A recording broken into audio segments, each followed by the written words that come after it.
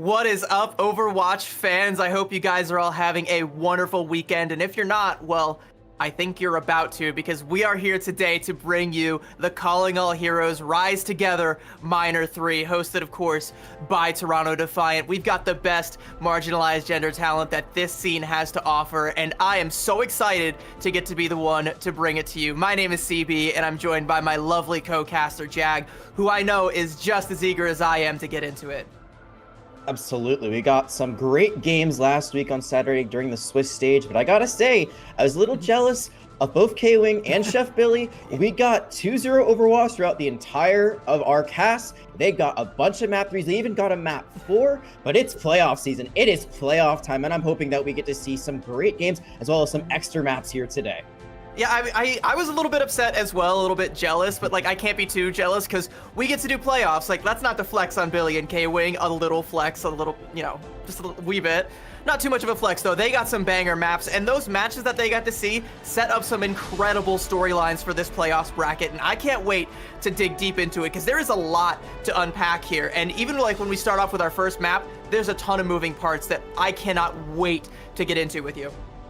Yeah, absolutely. And if you are new to Calling All Heroes, or if you just didn't get to see last weekend, we've got a little refresher here for you to show you exactly what the format of Calling All Heroes is, exactly how it works. As you see here, we started with 2 days of Swiss stage play. Now we are down to our top 8 teams, the best of the best here at the Rise Together Minor 3. And it is double elimination. So the good news is that if you lose here in round 1, you're not done. There's still plenty of chances to get back into the swing of things, plenty of chances to get into that grand finals later on tomorrow. But I gotta say, it's, round 1 being a first of 2, a little bit less room. If you make that mistake, you fall down early, a little bit harder to get back up, but then everything from there on in is gonna be a first of 3. Yeah, it's nice to have that little first to 3 safety net down there in the lower bracket. It does help, be a little bit more conducive to that miracle lower bracket run that we all love to see. Everyone loves a good double elim bracket, and I'm no different. And, this first round being first to 2, like you said, is very interesting, but it does also kind of, help us get things along, help us get into the swing of things. Sort the wheat from the chaff a little bit earlier, because there's a lot of, like I said, a lot of moving parts in this early rounds. We want to get into it. We want to get deep into the bracket. We want to see all these storylines unfold before our very eyes, because these teams, they're all hungry. They all want to play to win. They all want to win that cash prize. They also want to win those circuit points. That's what it is all about at the end of the day. All of these teams just playing to try and get as much circuit points as they can so they can win a spot in the championship. And again, we only have one more major Calling All Heroes tournament after this, and then it's LCQ. So those circuit points are all important. Absolutely. And again, it is per a player, not per a team. So sometimes those, I would say, rewards shift over time. Some of the points shift over time, team to team, based on where players have been previously. But we know that you are competing for a top 6 spot. You get into the top 6 after the next major. You have secured your place in that Grand Finals Championship happening in 2024. But here today, there is going to be something for the viewers as well. We don't want to leave you out whatsoever. The players, they know what they're playing for, but you watching at home will also be able to get some amazing things from the broadcast. We got skins. Of course, we've got skins. Last week it was Mercy. This week we've got Kiriko and Hanzo. Yep, Kiriko and Hanzo contender skins going to be available all weekend, so make sure you stay tuned in, because we're going to be back here tomorrow as well. So we got all day today, all day tomorrow to rack up those hours, build up those skins, and then, represent tier 2 when you go into game. We all love to rep tier 2 and, support Overwatch contenders. And hey, you can do that by also supporting Calling All Heroes, which is what you're here to do. So, get some skins for it. Absolutely. What's better than watching some amazing Overwatch and getting rewarded for it? But going back to last weekend and what we saw, it was a bit of a doozy. You and we had expectations. I think those expectations were shattered in a few different places. I know I was expecting I would say, I didn't expect like a meta to form. I didn't expect every team to be running the same thing. And we did see some variation here and there.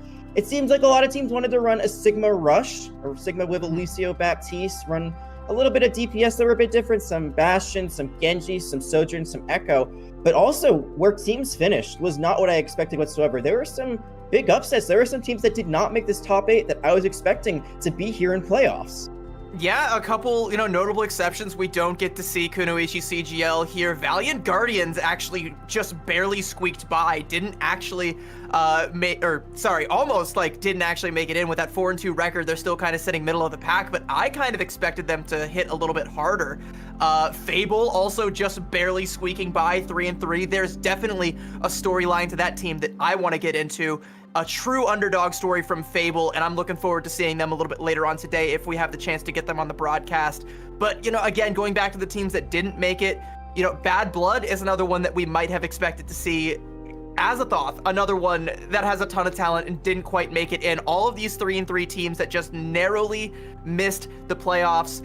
Any of them could have been here, and it would, no one would have been surprised, but those over on the left-hand side of your screen, that's our top 8. That's who we have to work with today. And there is still a ton of talent over on that side and a ton of storylines, like I said, that I cannot wait to get to untangle for all of you. And let's get into it. Let's have a look at the bracket here so that we can see how some of these storylines are going to unfold. Like you've already seen, our first matchup of the day is going to be this first round, first to 2 matchup between GRE Nightmare and Vancouver Titans Blue, which, we have seen before, but we'll get into that. And as you can see, there's also a ton of other banger matches. Washington Timeless versus Fable, that's going to be a big one that I definitely want to see. Aegis versus Valiant Guardians is going to be another close call. Either way you slice it, there's so much to look forward to here. There absolutely is, and Washington Timeless have been absolutely outstanding throughout the entire tournament. Not only are they our first seed coming into playoffs, not only are they on an undefeated match streak, they're on an undefeated map streak. They have not dropped a single map throughout all of the Rise Together Minor 3 thus far. So Fable, that underdog run that you discussed, I mean, they got to pull out some miracles here to beat this Goliath that Washington Timeless has become over the last few events here in Calling All Heroes. And then down at Valiant Guardians, you mentioned them before. 4-2 doesn't look like squeaking by that much on paper, but they were 1-2. Leaving the first day of last weekend in the Swiss stage. They had to go perfect on the day in day 2 to get to where they are, and they only got a 6 seed through all of that hard work. However, we do know they had some roster issues. They weren't playing with their main support lineup, so I'm very interested to see with new players in the mix how they'll be able to fare themselves. But we got to talk about this matchup that's in the lower third right now. GRE Nightmare against Vancouver Titans Blue. I was not expecting GRE Nightmare to get the number 2 seed, looking at the amount of talent, looking at the established teams that we have here in Calling All Heroes. It was very surprising, but they went on a 5-1 run, a very impressive feat. But I think you and I still have some questions about their overall performance. You look at the teams that they ended up playing against last week, and it wasn't necessarily the most challenging of opponents, I would say. Yeah, you mentioned that one loss on their record, and that one loss was to Drainers, who we do have to consider to be one of the potential favorites to walk away with the whole thing. But, a loss is still a loss, and we haven't seen a whole lot of other big wins out there. We do see some of the other playoff teams, Bear Claw, Vancouver Titans Blue, and Aegis all on their chopping block, all being ran through, but those still aren't the top teams. When it comes to those top teams like Drainers, like Washington Timeless, we haven't really gotten to see them be tested properly. They even walked away with a bye in round 1, which, is nothing to shake at. It is what it is. It happens. Sometimes the bracket just happens that way, but it means that we didn't really get to see them at full strength. They have potential, but can they keep up the pace, and can they step it up the next time they go up against a roster like a Drainers or like a Washington Timeless?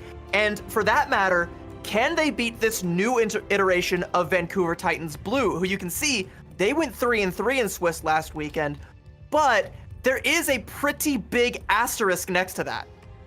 Yeah, you look at this record, you're thinking, 3-3, middle of the table, not able to get a positive win-loss. Their only wins are over teams that did not make playoffs either, but that is a big asterisk, and we're going to get to that in just a moment. We're going to be looking at the rosters in just a little bit. But you look at this and you're saying, it's a 2-1 victory for GRE Nightmare. This is just going to be a repeat. How could this be different? Well, it could be very different because Vancouver Titans Blue did not play with the same starting 5 last week as they will this week. They had some players that were ill. They had some players that had to go into a different role than they're used to try to fill in those holes in the roster. So even though I feel like we've seen a lot of what GRE can do, I don't think we've seen a lot of it what Vancouver Titans Blue can do just yet. Yeah, absolutely. And once we get into those rosters, we can start to talk a little bit about that because, again, yeah, I know you're saying to yourself, dear viewer, CB, I have already seen this matchup, but I can assure you that you have not, because there is going to be a lot of different moving pieces and a lot of different things that we are going to see, potentially some meta shaking coming out from the side of Vancouver Titans Blue. We'll get to that in a second, but first, here is your starting lineup for GRE Nightmare, and there was a lot to be impressed by this roster last weekend. I want to call out Persona as being a high point of this team, as well as Vanguard. All of the tanks in Calling All Heroes, especially in this crop of playoff talent, has thoroughly impressed me, and Vanguard is no different. Yeah, Persona, a player that has been on Team Peru for the Overwatch World Cup twice now, including this past year. Vanguard also looked very impressive. They ran a lot of Sigma comps, a lot of Orisa comps, and looked very good overall. It was a 2-1. They did end up dropping that control map, but I gotta say, New Junk City, especially from that VOD, if you're able to watch either live or just watch the recording of it, they looked really, really well established and really just well versed in the Sigma compositions. But we got to move on to Vancouver Titans Blue now, show exactly what they're bringing to the table today. And like we said, very, very different from what we had last week. Phone was on tank. That's something to note. She looked pretty good on the Reinhardt, and she was trying to also run the Sigma here and there, but, you know, she's a hit scan player. She is a TPS player, so she's going to be back in her main role today. Yeah, we also were missing out on Claire and Spinor. Spinor's absence was what drove Phone over to the tank role, and so Vancouver Titans Blue were essentially playing with 2 substitutions and a player off-rolling. At that point, it's an entirely different team. So sure, GRE Nightmare did look impressive going up against them, but that wasn't Vancouver Titans Blue at their full strength. Not to make excuses for Vancouver Titans Blue, by the way, because, you know, they still made their bed and they had to lay in it. It's impressive, though, that under those conditions, Vancouver Titans Blue were able to make it to playoffs at all. But now we actually get to see what they look like at full strength. Has there been some sort of lost time from not having those players in the rotation, from having Phone not on her comfort pick? Is there going to be any, you know, growing pains with this roster, or is this the full Titans that GRE Nightmare are going up against that they might not be fully prepared for? They might not know what it is that they're walking into. There's a lot of questions. Like we said, can GRE Nightmare keep the pace? Well, we'll find out if they can take down what might be a full Vancouver Titans Blue. And is it a full-strength Vancouver Titans Blue? There is only one way to find out, and that is by throwing these 2 Beyblades into the arena and seeing which one of them stops spinning first. Yeah, you got to spin to win, right? Whether it's the Orisa, maybe even a Reaper that comes out to play. But I think these 2 teams have a very interesting dichotomy. They kind of have a contrast to each other. GRE Nightmare is a new team for all senses. You know, this is the first event they've played together under this name. However, they have a lot of history. You've got a few members that were from the old Rift Guardians team before they were rebranded to Valiant Guardians. You have some members from Shikakami who have been a long-standing team that have represented marginalized genders in the scene of Overwatch Open Division, contenders, etc. Meanwhile, Vancouver Titans Blue, this is a roster that has been together since, or at least the team has been together since basically the beginning of Calling All Heroes, but they've never really been able to find that success that they're looking for. They're an established org, part of an Overwatch League team, but they've never finished higher than 5th or 6th. They've never been able to break into that top 4. So it's really intriguing that you have this team that's been long-standing that hasn't really found the same success as some other teams that are with Overwatch League organizations versus GRE Nightmare, these new kids on the block who have been absolutely dominating early on, but maybe haven't been tested as much as some of the other teams that are in the top 4.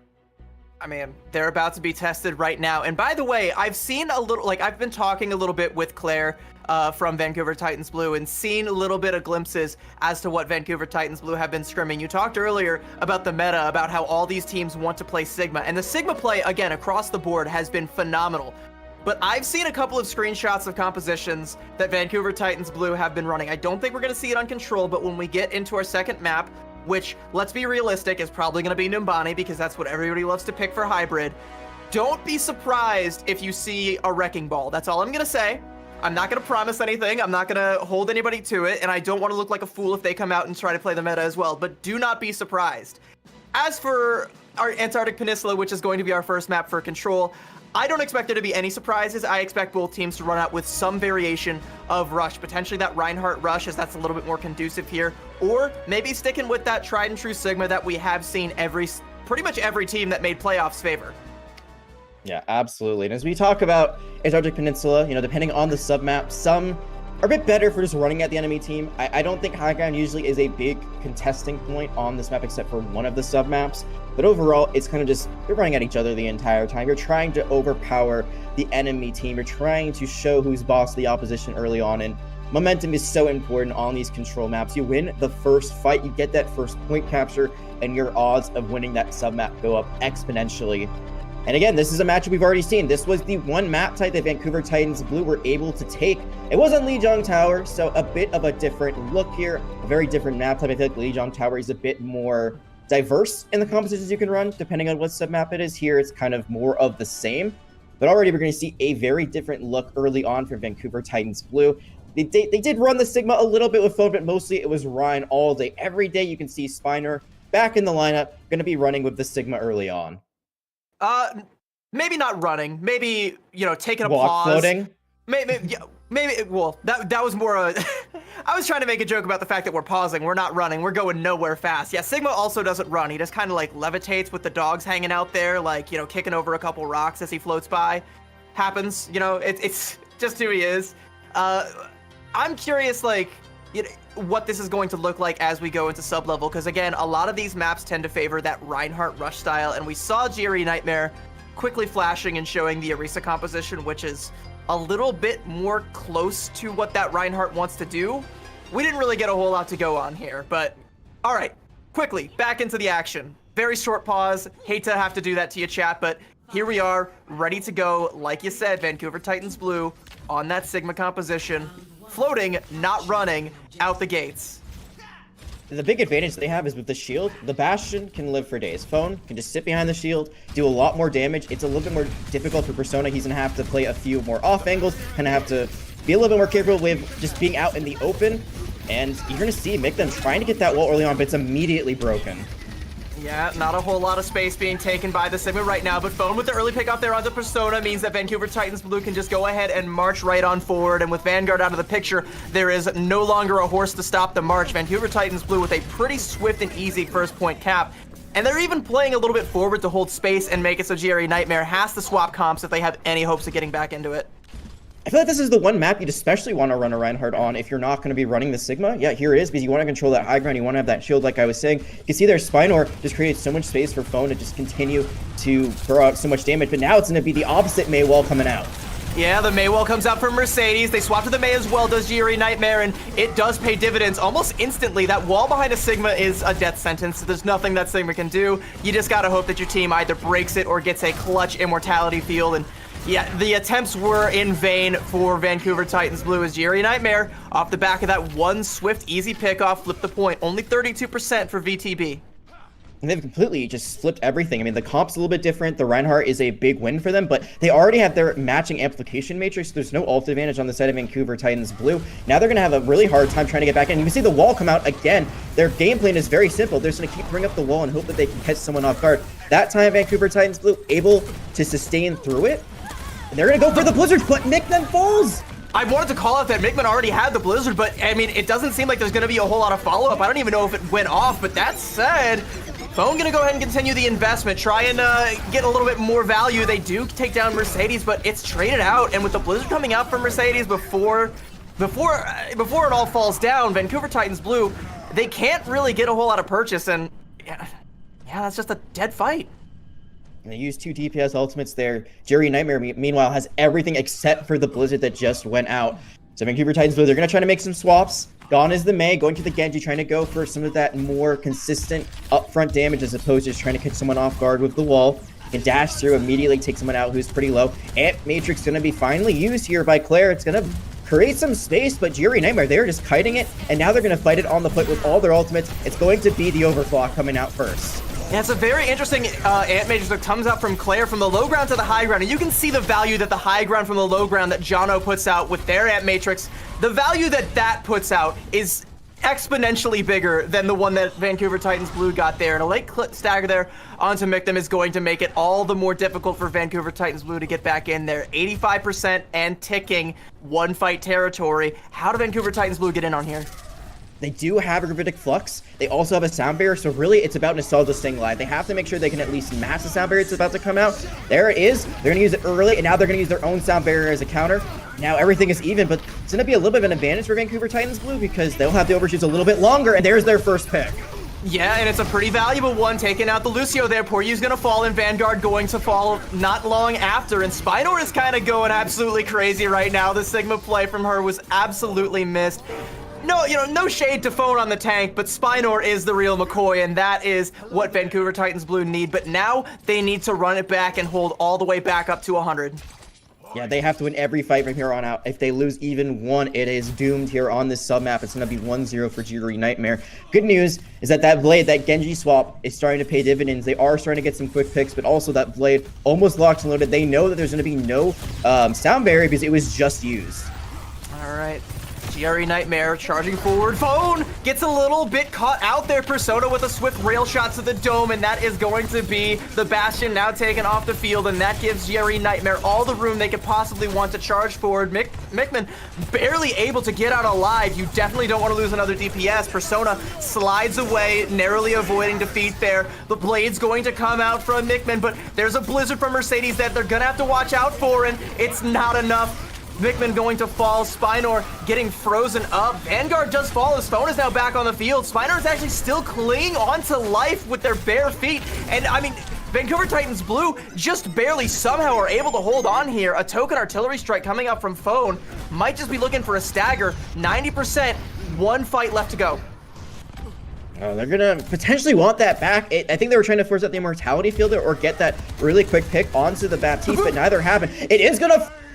The charge from Vanguard, who can't get there. Vancouver Titans Blue. It doesn't even matter that the artillery strike was used. A great sound wave there to catch the tank off guard. They're not able to touch.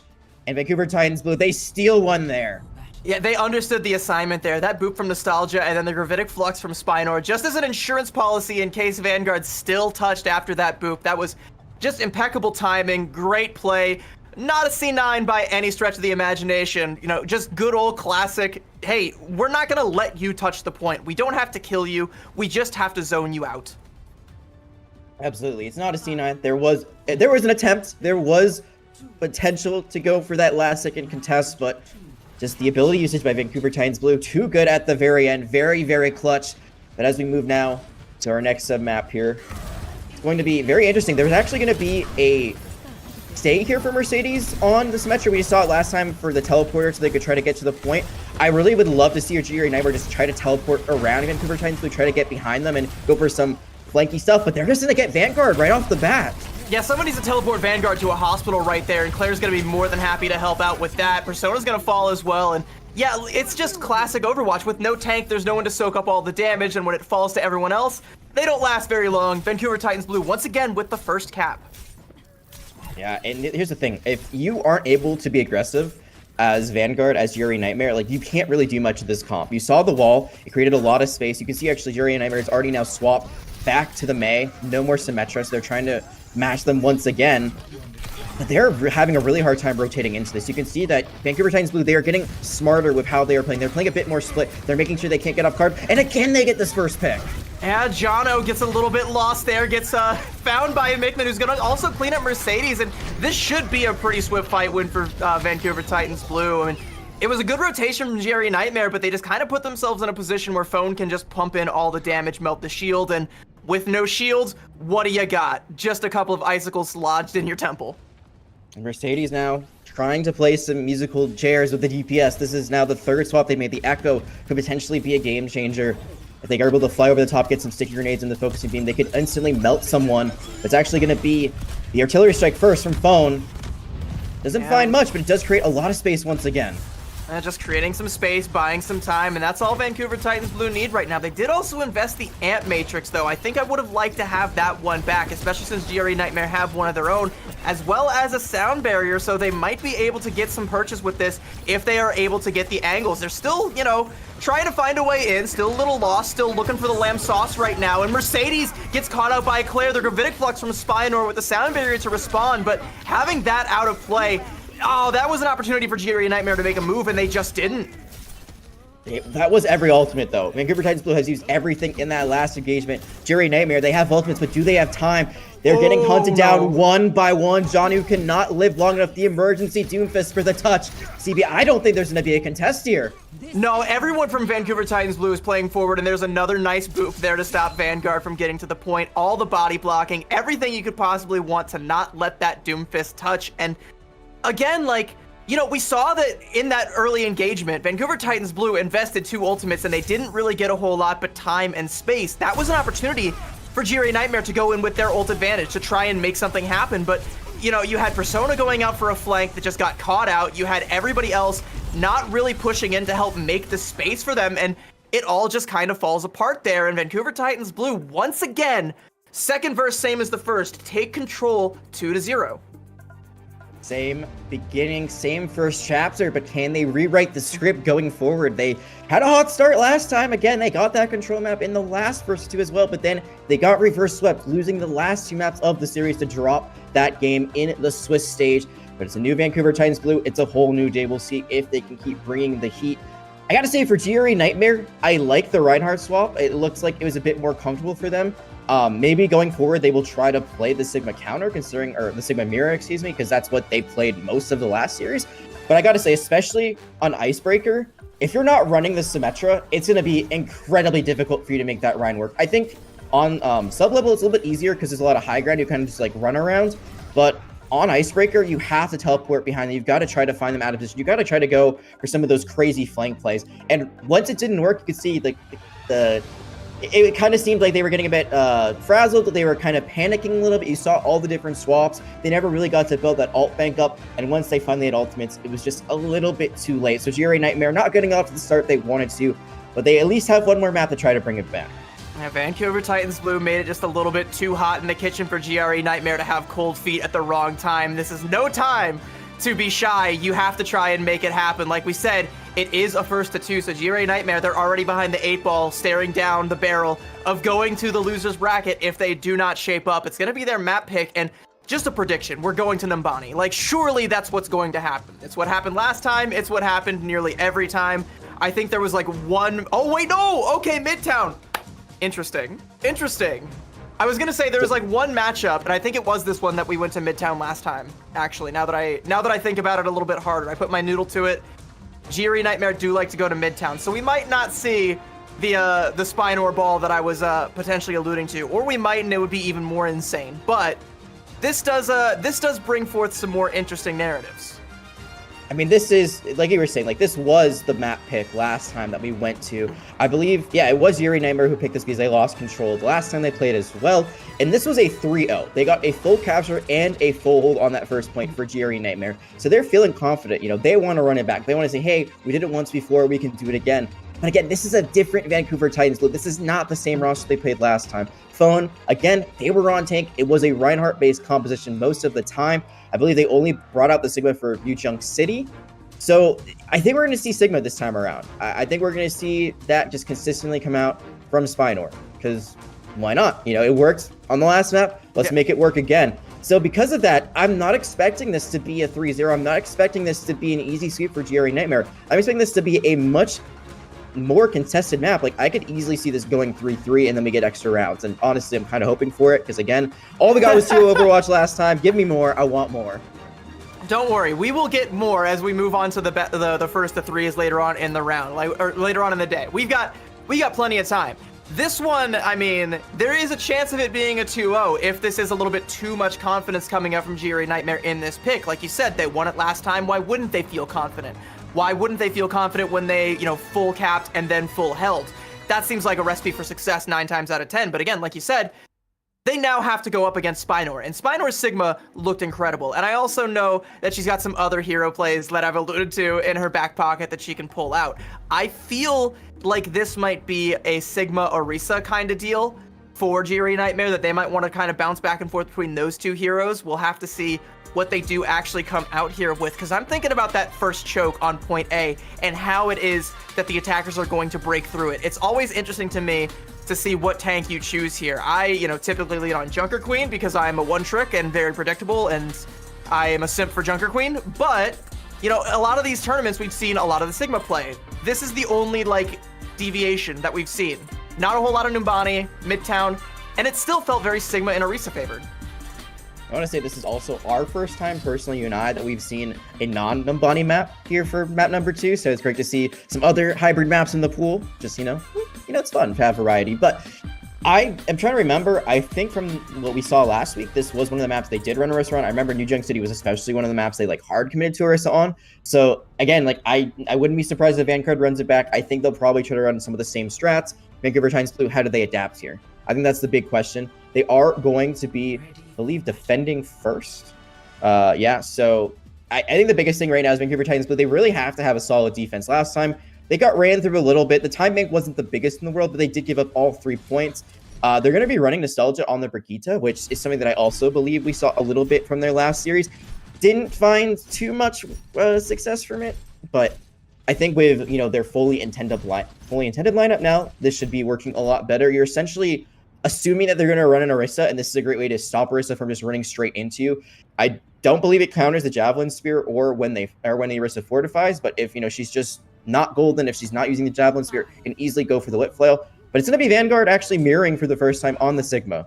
I think the Brig pick is actually so you can throw cookies at the Echo in the sky and try and keep that Echo a little bit sustained without fully investing with a Mercy and not having that extra little bit of healing and that extra little bit of CC and utility for the rest of your team. That said, like you said, it's a mirror composition, so both teams seem to have the same idea, but who has the better version of it? Who has the patent on it, the trademark? We'll have to see.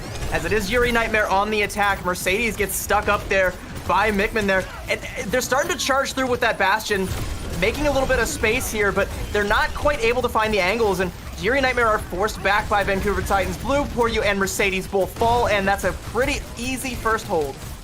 It's a really nice collapse. They see that there is a advantage that they have. They see all the abilities from the Echo came out, the Siggy Bombs, Focusing Beam, they're all down. And then when they finally do engage on the side of Vancouver Titans Blue, it splits Yuri Nightmare. They aren't all together. They catch everyone off that's from the side. They get them first, and they try to run down the rest of the team. And they're continuing to put this pressure. The way they're playing the stairs and kind of holding onto this high ground for most of their team is great. They still have their tank up front, who's going to be making sure that they don't actually get all the way under the bridge for Yuri Nightmare. So just really great positioning play early on from Vancouver Titans Blue. And already Mercedes is going to fall. It's going to be a slow start for Yuri Nightmare, especially if that keeps happening. They're looking for an angle, but every time they try to find it, somebody gets punished. Twice now, it has been Mercedes. Mickman has been phenomenal on the Echo thus far, and again, Yuri Nightmare, they try to go in, and they are swiftly repelled. They're losing time already, almost half their time been gone. You got to remember the consequences of losing this. This is a first to 2. Vancouver Titans Blue, they already have 1 point. They are on series point. They win this. They move on the upper bracket. They actually get to take Jerry Nightmare's number 2 seed as well, being the victors. And they're going to use the Gravitic Flux to try to make it happen. It's the Gravitic Flux with the artillery combo, but a great stun does stop the Flux, and that gives them the agency to be able to take their destiny into their own hands, use the Immortality Field, but the Gravitic Flux in return is not enough to stop Vancouver Titans Blue, dislodge them from this choke point. They have Matrix and all the damage that comes through it, Phone with 2, and heavy investment from both sides with Vancouver Titans Blue. They cash out with it. They do. They also got the duplicate, which I didn't even see myself be used when Mercedes couldn't find enough value of it. They will have an artillery strike and a rally upcoming, but it's not a lot to work with. They're going to have to take a dry fight here, potentially lose it, and then go back to the drawing board. This is looking very dire for them right now. The biggest thing they could do is they get the duplicate out, maybe even get the rally out on the other side, just get ultimates out so they have an advantage fight going forward, but they are losing members left, right, and center.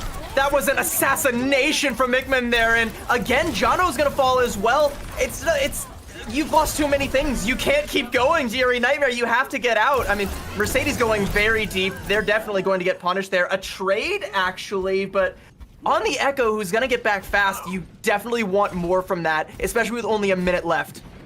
Yeah, with your glide ability on Echo, you should be able to get back to the point pretty quickly. So hopefully no harm, no foul for Vancouver Titans, but they still have so much to work with. Even if they don't make them back just in the nick of time, they still have Nostalgia's rally. It's going to be Persona using the artillery strike first, but it's going to be the rally counter immediately. Artillery strike does come out. Immortality field to save it. Spinor falls though. Finally, GRE Nightmare have a way in, and they are going to kick the door down and march right on forward. Mictum though comes back and finds two. So, you know, the door maybe stubbed their toe on the way in a little bit there, and they're not able to get all the way in. Still trying to deal with this pesky Echo, but they have to try and get on the point and start taking up the progress. They're not able to dislodge Mictum, and that Echo is still going to be lurking in their back line. They might have just set themselves up for a pincer attack. And then they're going to go for the contest. They have got the time. They've got Niliari now. They're going to try to go from every single angle, but Spinor just can't live. Oh, there just wasn't enough support there. The Immortality field was a little bit too late, and potentially an overcommitment there from Vancouver Titans Blue. They saw the opportunity and tried to seize it, but it was too little too late, and not enough support there for Spinor. Mictum now in the backline looking for another assassination, but that's just going to be another token stagger, trying to get the gang back together so we can try and muster up our defenses for a second point hold. Yeah, that trade now for Mercedes onto Mictum was huge. The fact that they don't have the full team there just allows Yuri Nightmare to walk onto the point. They get so many ultimates out for Vancouver Titans Blue. Vancouver Titans Blue still can't win the fight. They've got high ground now, but they'd be running right into an Ant Matrix. Both teams pop out the Gravitic Flux and catch the enemy Sigmas in it. Perfectly symmetrical violence never solved anything. Phone gonna make it a little bit more asymmetrical, takes down Persona. A duplicate comes out onto the Bastion from Mercedes, but they're forced out. That said, though, the cart's making a lot of progress right now underneath, and Phone, privy to that, gonna go ahead and pop the artillery strike, take Mercedes out, and now Vancouver Titans Blue corral GRE Nightmare into this little pantry and swarm them. Jono probably gonna get staggered out here. Hopefully there's no trade this time if you're Vancouver Titans Blue, because that was the difficulty you had last time. But that's a huge stagger. That's a lot of time off the clock, and you do kind of lose high ground here. With that cart moving back, maybe you'll be able to get it back after the cart like fully moves back since no one's contesting it. But there's actually plenty of potential for Vancouver Titans Blue to also try to play in one of those side rooms, just contest it like you would potentially on Dorado in one of those like rooms at the very beginning. Vancouver Titans Blue, though, they got to back up a bit. There's so many ultimates for Jerry Nightmare, or there's going to force out Immortality Field right away. Yeah, and they want to go in with that. They're going to go ahead and pop the duplicate, trying to build into a Gravitic Flux there, and they're definitely going to need it because they've lost their primary one Spinor falls, but Mictum just forced out of the duplicate, and the rest of the dominoes on the side of Vancouver Titans Blue fall. Yeah, like you said, Vancouver Titans Blue maybe wanted to back up and play the high ground there, because now they're not going to have the opportunity to. The cart pushes past it, and we're getting into really close territory. They do have that natural cover from the map right at like the spawn capture point, which is nice as a defender, but they got to run in. They got to use Rally to try to contest this, and they're going to force that Mortality Field with it. Yep, Immortality Field already forced out, like you said, and Jerry Nightmare just going to back up a little bit, but that gives Mictum just a little bit of space, and that's all they need to take down Mercedes. And again, Mercedes is going to fall early. It is traded out, but without that extra damage, they're forced to invest. A rock comes out, and Vanguard can't get the Gravitic Flux off, and Phone just cleaning up anything that's left breathing, ceasing their breath right away, and Jerry Nightmare are not going to be able to cap here. The cart is going to stop just shy of point B. A great defense from Vancouver Titans Blue. Finer, what potentially could have been the map winning play there, the accretion onto their opponents, their mirror on the Sigma on the other side. Vanguard could never get their Gravitic Flux off. It looks like Vancouver Titans Blue is winning that fight regardless, but that ultimate could have been everything they needed to turn it around. Instead, they get stopped way shy of that third and final checkpoint. They're not going to get the full cap like they did last time. This is Vancouver Titans Blue changing things up. They are changing their destiny. They are changing expectations from the last time that they played in the Swiss stage. And now everything is in their hands. They need to get that hot start. They were able to get a pretty nice defensive hold onto GRE Nightmare. You saw what that little time bank that they had left did. You can see them going for some more panic plays. They use ultimates quite willy-nilly, I think more so than they'd want to. But they really needed to win fights to keep the cart moving over and over again. But if Vancouver Titans Blue can get a better time bank going forward after that first point, they can play a little bit more calm, cool, and collected, and that could be their win condition to bring home victory.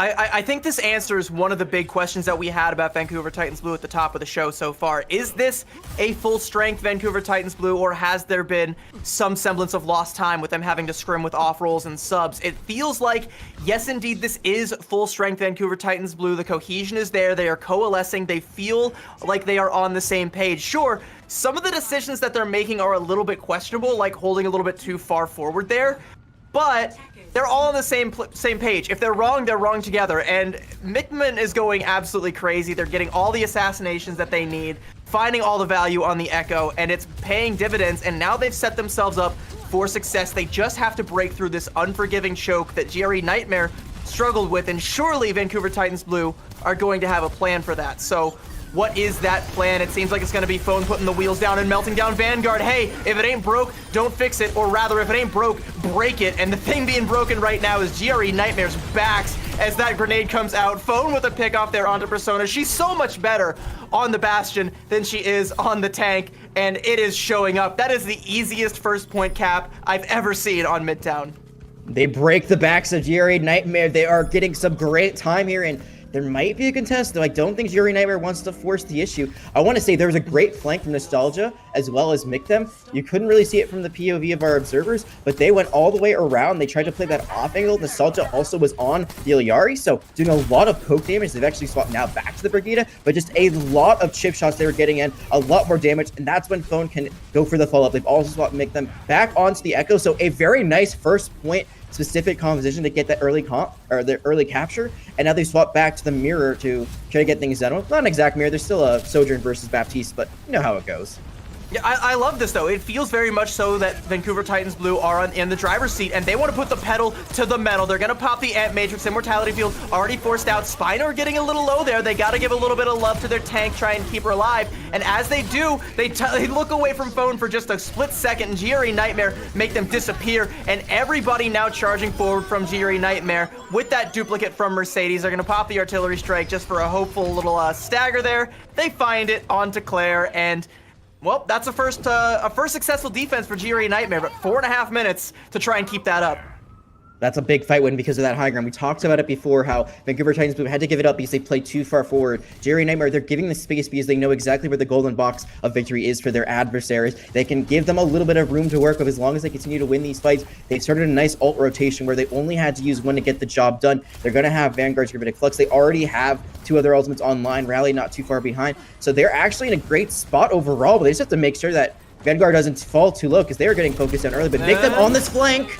Another assassination. This flanking Echo is paying huge dividends for Mictem. They might actually get a second one, but no, Phone with 2 plus the Immortality Field, and going all full gear is Vancouver Titans Blue as they pop the Gravitic Flux. Phone finds a third, and the defense once again for GRE Nightmare has just been crumbled by Vancouver Titans Blue, and they can push up and take all of this space. Mictem, absolute monster on these flanks. First with the Sojourn, now the Echo duplicate locked and loaded. And GRI Nightmare, they are looking at the lower bracket. That is staring them in the face right now. They've got to make something happen right here, right now, or they're going down. There's a whole lot of Sigmas out on the field right now as the duplicate comes out from Mictem onto the other Sigma, not able to build up the Gravitic Flux. A lot of damage mitigation coming out from the rally and from all of the positioning being forced out, but Mercedes strays a little bit far from the path there, got a little bit lost, and gets picked off by Mictem, and despite Mictem falling, all the damage from Phone is just too much. Nobody can touch, everybody forced back, and Vancouver Titans Blue convincingly put GRE Nightmare to bed. What a series from them. What a comeback. And again, we talked about it a lot last time in the Swiss stage. Wasn't their main roster, but we still had a lot of questions. This is a team that, again, has never been able to finish outside of top 6. That is their highest placing, 5th through 6th, never into the top 4, never on that podium. But they are looking like a team that is hungry. They're looking like a team that could just do it, potentially, if they continue to play like this. GRE Nightmare, they're finally tested. This is their real first test, I would say, outside of that one match against Strainers in the second stage, or during the Swiss stage in the 3rd round, and they just could not come up with the win. They were not able to find what they needed here, and it's back to the drawing board for them. The good news, there are more chances later on. They still have plenty of life here in that lower bracket. It's not done and dusted by any means. The Vancouver Titans, by winning this, by getting the upset, get that 2nd seed, which means unless they play against Washington Timeless, they will have that big advantage of picking the first map going forward. That is huge for them. And we look at Vancouver Titans Blue, like we look at their history in the Swiss rounds. They beat all of the teams that didn't make it into playoffs, and all of their losses were to other playoff teams. And they were one of those teams that, again, just barely squeaked their way into playoffs. And that was them at roughly half strength. They are definitely a couple of steps above where they were before, and they feel like it. This is a whole different team, a much stronger, a much more cohesive team that understands their win conditions and are capable of executing them. And speaking of executioners, we gotta talk about Mictem with all of those assassinations. And once one of those comes in, everybody turns their head to deal with the echo. Suddenly nobody's looking at phone, and the artillery strikes go absolutely massive. Absolutely. And, you know, it's not a wrecking ball. We didn't get the funny. We didn't get to see some of the cheese strats come out. But, I mean, Mictem was essentially doing the job of wrecking ball, just being annoying, being elusive, making everyone turn around, and then getting the picks, which is the most important thing. Wrecking ball can't always do that. Wrecking ball sometimes just runs in and feeds. But when you have got an echo, when you've got a sojourning like this, you can just immediately get those one-taps, get those connections either with a charged railgun shot or with the sticky bomb focusing beam combination that just melts squishier characters. That is all you could need and more. They get that pick at the beginning of almost every fight that leads to a 4v5 in the favor of Vancouver Titans Blue, and they just continue to roll and roll and roll from there. And you can see some of these stats, Mercedes in their own right, also putting up some good numbers, but I think the eliminations per 10 is really where you see the difference, as well as the deaths per 10. Yeah. Not dying nearly as much for Mictem and just not getting way more impact overall. The deaths per 10, I think, is the most telling for me personally, because like almost every time that you saw Mictem going in for a big assassination, it was on Mercedes. Mercedes oftentimes was the first to fall, especially on Midtown, and you know, even going back to Antarctic Peninsula, again was typically the first to fall, and it was usually at the hands of Mictem getting the better of that duel. Sure, there were a couple times where they went into the backline and assassinated a Brigitte instead, because you know that's just, you know, who had the target on their back that day for Mictem. It doesn't really matter who it was at the end of the day, because Mictem was on fire, taking out whoever it called for, whoever was the target of the day, whether it be Mercedes, whether it be a backline, or whether it even be Persona on the Sojourn on that very unfortunate flank, running into the very fortunate flanker that was Mictem. What a player, what a team that we are seeing now, what a new version of Vancouver Titans Blue, a version of Vancouver Titans Blue that has potential to make a deep playoff bracket if they keep this up.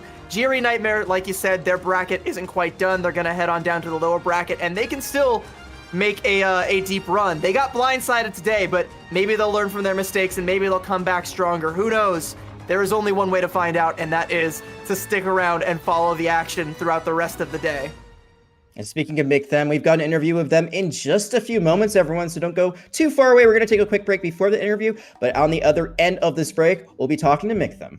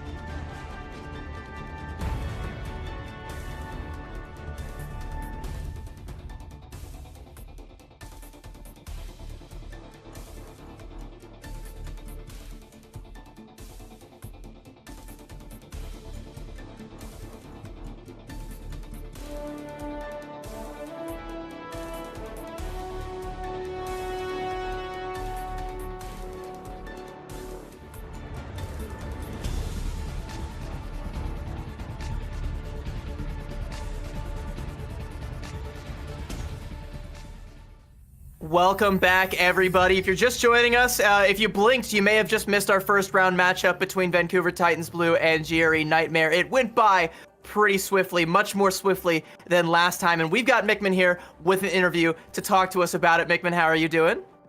Doing great. Very happy to be here.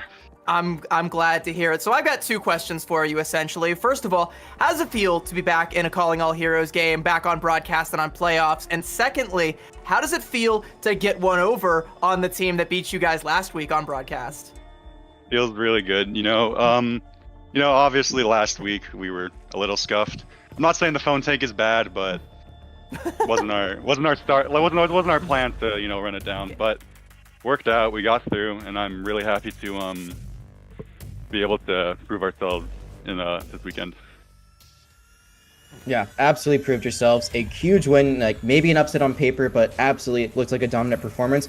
I want to kind of talk a little bit more about your lineup this week versus last weekend. You guys had to play with some subs, try to move some roles around.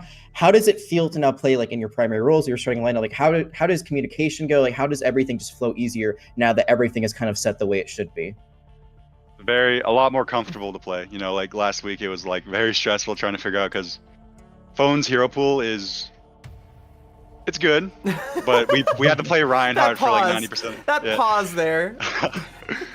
I think Phone's Reinhardt, fantastic. That's literally the reason why we made it through last week. But I think this week we were able to be a lot more flexible with our comps. I think we were able to play essentially our game a lot better, because we were able to play Sigma for once.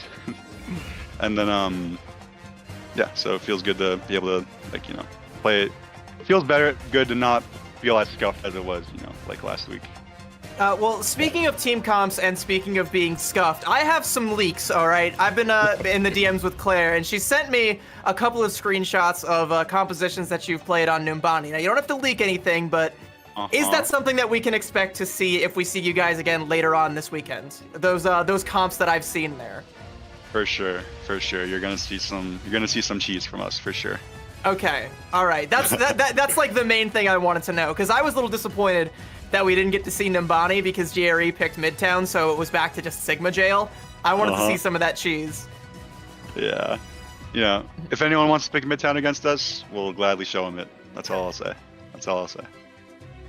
Well, I got a question about Midtown, because you guys, I think one, had a much better performance than last week, but two, there was something that was really impressive that I saw on your attack. And I want to talk about that first point kind of split that your team did. You sent 3 members to kind of that main area underneath the subway, but you, as well as your Iliari, went all the way around, tried to play those off angles, go for some of those sneaky picks. We saw a lot of flanking that was very successful from you specifically. How did that kind of play kind of develop, and how does it work so well that helped you get that first point capture? Well, going back into last week, like when we lost Midtown, I'm pretty sure we struggled a lot on the first point attack, and I think it's just because we remembered that they did run the brig and they were just running into us, and we had 0 angles.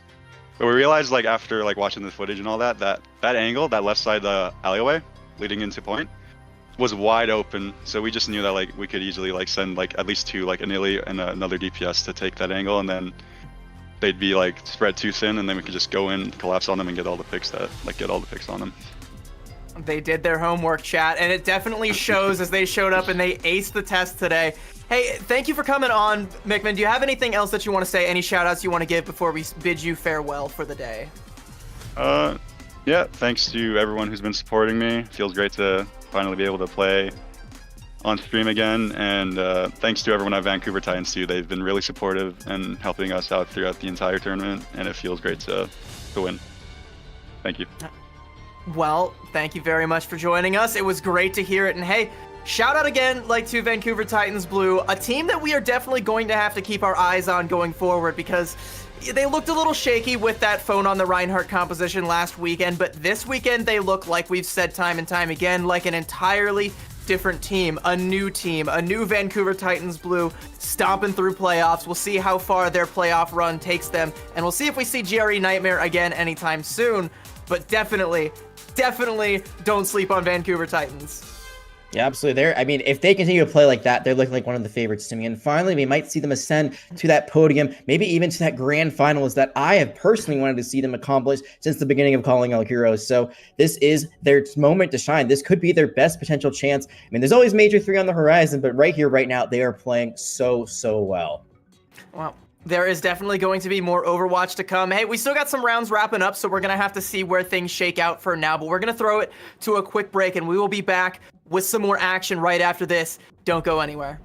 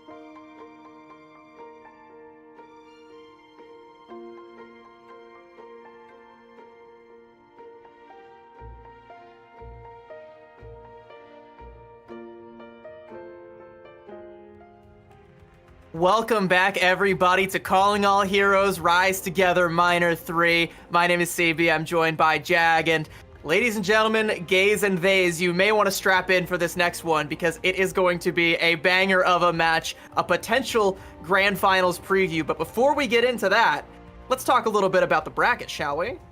Yeah, we got to see exactly what happened in round one, catch everyone up to speed, because we got to see Vancouver Titans Blue with a great upset, but looking at the seeding, there were a lot of upsets here. Drainers able to dethrone Bearclaw, take their seed. Valiant Guardians able to knock off Aegis, also going to take their seeding. Washington Timeless, the only top-seeded team in their own matchup that were able to win. But it was all 2-0, so I don't know if it's just you and me that we're cursed and we're always getting 2-0 Overwatch or what's going on here, but it was just sweeps across the board. The good news, though, for you, though, is that from now on, having a 2-0 is impossible. Because we're going to first to 3, so now we get the Jag 3-0 curse. You get to see Flashpoint at least, but will we get to go beyond that? There is only one way to find out. Yeah, absolutely. And I mean, these are two teams that do know each other a little bit. Another rematch from the Swiss stage. It's going to be Washington Timeless, the reigning, the defending champions of Calling All Heroes against Drainers, another top team who again just came off a little bit of upset. They were the number 5 seed. Knock off the number 4 seed, so they do get to take that over. It's not the biggest upset in the world, but it's still something that you're going to feel good about, especially going up against a team as good as Washington Timeless is. Yeah, okay, can we make a change to this graphic here real quick? It's a late request, but can we change that to say Washington Flawless? Because look at that 2-0 down the board. They haven't dropped a map to anybody in the Swiss stages at all, even going up against Fable, that underdog story I was talking about, sent them down to the lower brackets swiftly, right out the gates.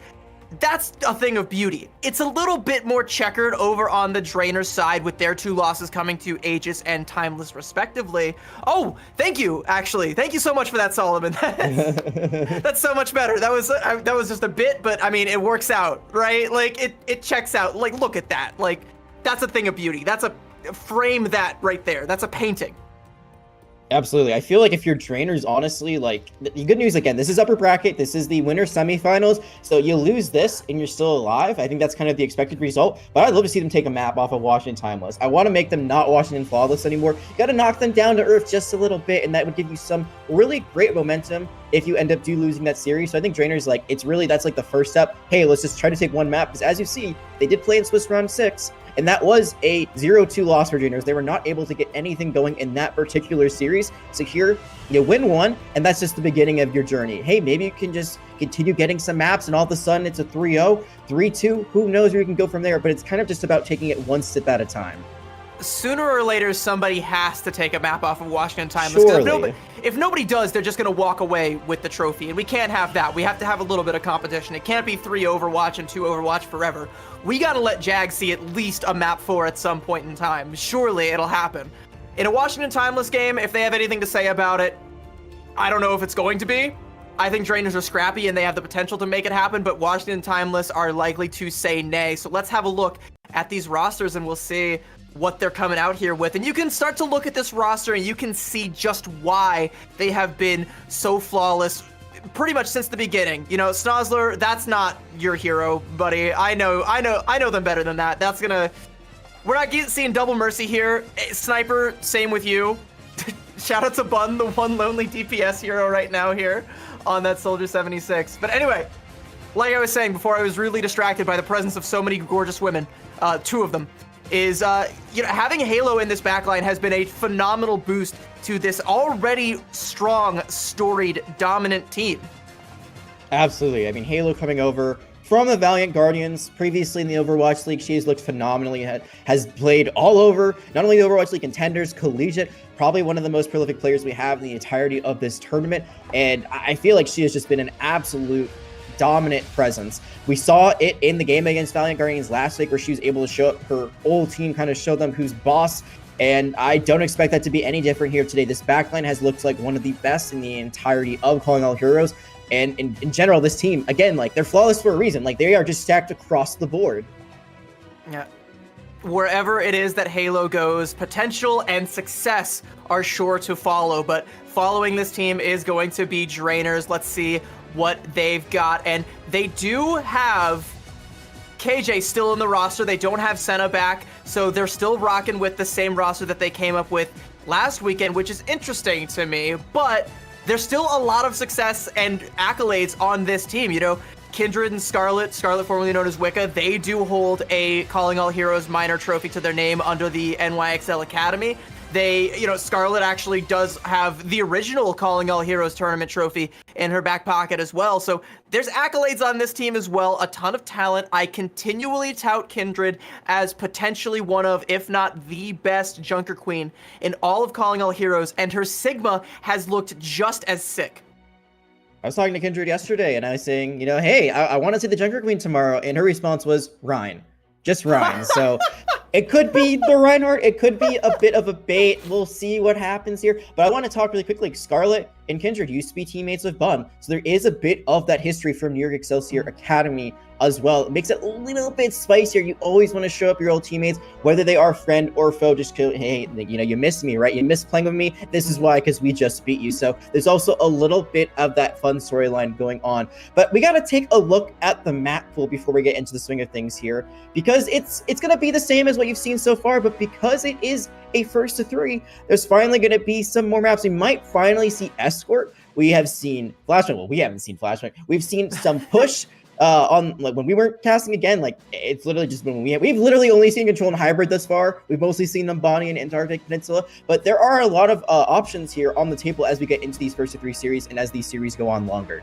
Yeah, you and I didn't get to see Flashpoint. Billy and Lana got to see a whole lot of Flashpoint last weekend, but it's okay because we get to now. From here on out, it's going to be Flashpoint, and like you said, maybe Push, maybe Escort. Some interesting things to point out for Push. You know, you don't have Esperanza in the map pool. You only have Coliseo and New Queen Street, which might be a little bit uncomfortable for some of the teams because a lot of them do like to favor Esperanza whenever they're given the opportunity to. Numbani, Midtown, Eichenwald, we've seen a lot of teams gravitating towards Numbani in that, with the exception of GRE Nightmares, who seem to like Midtown, but after last match, they might be going back to the drawing board on that one. But we're once again starting where we started in the previous match. We're going to Antarctic Peninsula for our control map.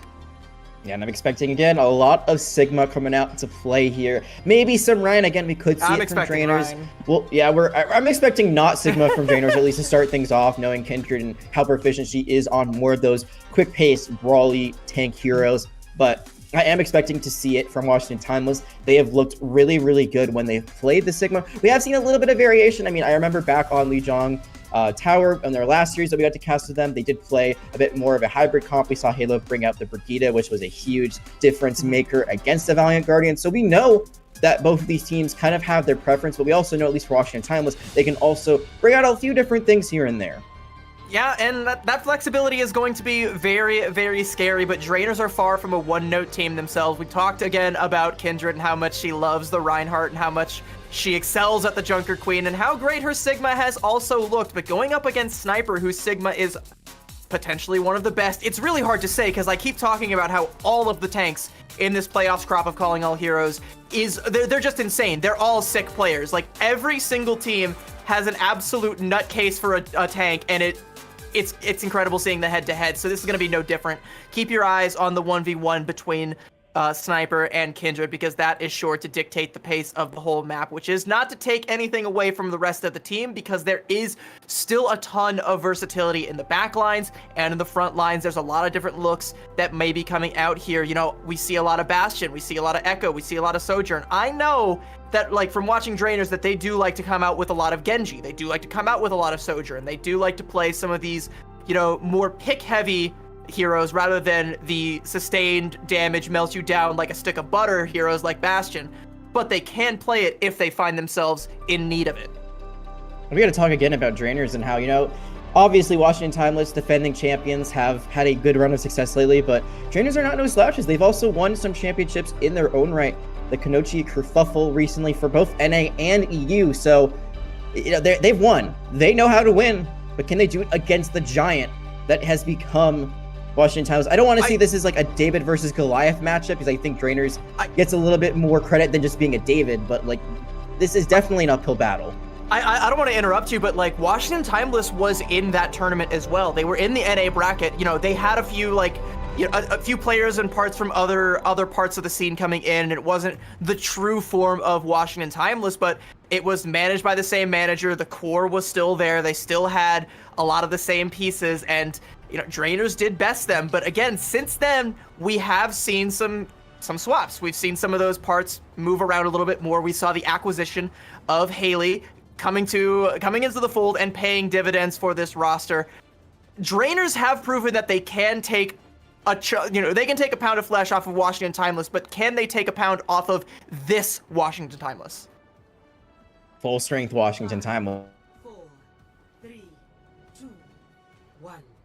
Round 1. A map thus far. And going into Icebreaker, it is going to be the Rhine. So Kindred staying true to what they promised me. Going to be going with the Rhine first. No Symmetra, so no way to really teleport across the map, which will be very interesting. But they're going to just run straight in. Yeah, Kindred, she was not cryptic when she just said Rhine. And I mean, maybe Orion should have paid a little bit closer attention to that message. And message now received loud and clear. Kindred with the hammer swings, taking down Chloe, taking down the entirety of Washington Timeless, and Drainless are staking their claim, planting their flag firmly on that first capture point. And a nice little wall there, and a follow-up from KJ to stagger out Sniper, slow things down. First cap to Drainers.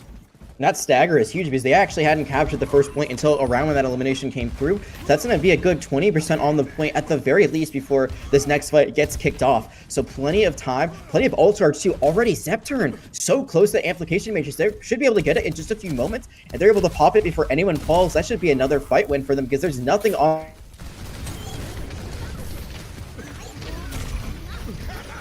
Low has to pop the immortality field, and Kindred actually gets caught out, stuck between a wall and, well, another wall, and they're just gonna go ahead and run over. KJ is Washington Timeless, and off the back of those walls from Chloe, like we saw last week, the walls from Chloe have been phenomenal, and Washington Timeless take the point off of the back of just that one ability. And Chloe, known as Bun as well, one of the best players on DPS, very good at May, and you saw there that they just punished what Drainers tried to do. They play too far forward in a choke point. That is the perfect way for Drainers to end up falling there. They get walled off, they lose Kindred early on, and now you can see that because of that, Drainers are trying to play a bit differently. They're trying to rotate all the way around the point instead of getting caught in these choke points. They're caught off a little bit. They actually lose Zepturn. Yeah, Wicca actually got caught out there as well. Wasn't there to give the healing, wasn't there to help out the rest of the team, and now she's gonna want to take a reset because there is no team. It's just you, my girl. You gotta get on out of there. They're going in for the stagger, actually. They really, really want to take her down, and it looks like they're going to succeed. Nope, she gets away with a sliver of HP, and the rest of the team is back. I'm wondering now if that might have been an overcommitment from Washington Timeless. KJ gonna go ahead and pop the artillery strike to try and punish the disengage, and the rest of Washington Timeless are going to crumble. The shatter comes out from Kindred. Vess is there with all the headshots, with the icicles, and Drainers, off of the miracle hold there onto her last little bit of HP from Wicca, are able to flip the point. What a play from Wicca, staying alive, building up a sound barrier throughout all of that, gets their team to re-engage quickly, and it looks like Bun was just caught out there a little bit. They saw the artillery strike coming in, but she wasn't able to deal with the icicles coming in from the other side, from Invest. So just amazing plays to stay alive, amazing recontest from Drainers, and now they're looking very, very nice, but they have to look out for this rotation and this artillery strike coming out from Snozzler. Yeah, and the Gravitic Flux to combo it with, it's going to force out that sound barrier like you mentioned from Wicca, but that's so much damage onto Kindred that the overhealth just melts away, and Washington Timeless, they can continue to invest. Blizzard for Blizzard. Drainers, they invest theirs as well, but it's a lot colder for them than it is for Washington Timeless. They brought their coats, and they flipped the point back over. 75% for Drainers, 56 and counting for Washington Timeless. And I'm not sure if Kindred didn't get that sound barrier or if they just got blown up so quickly that the overshield never really appeared, but they were so weak, no way to save them. And Washington Timeless still has their support ultimates to go. Sound barrier already ready, and then Z-Man very close to that amplification matrix. They have so much to work with here.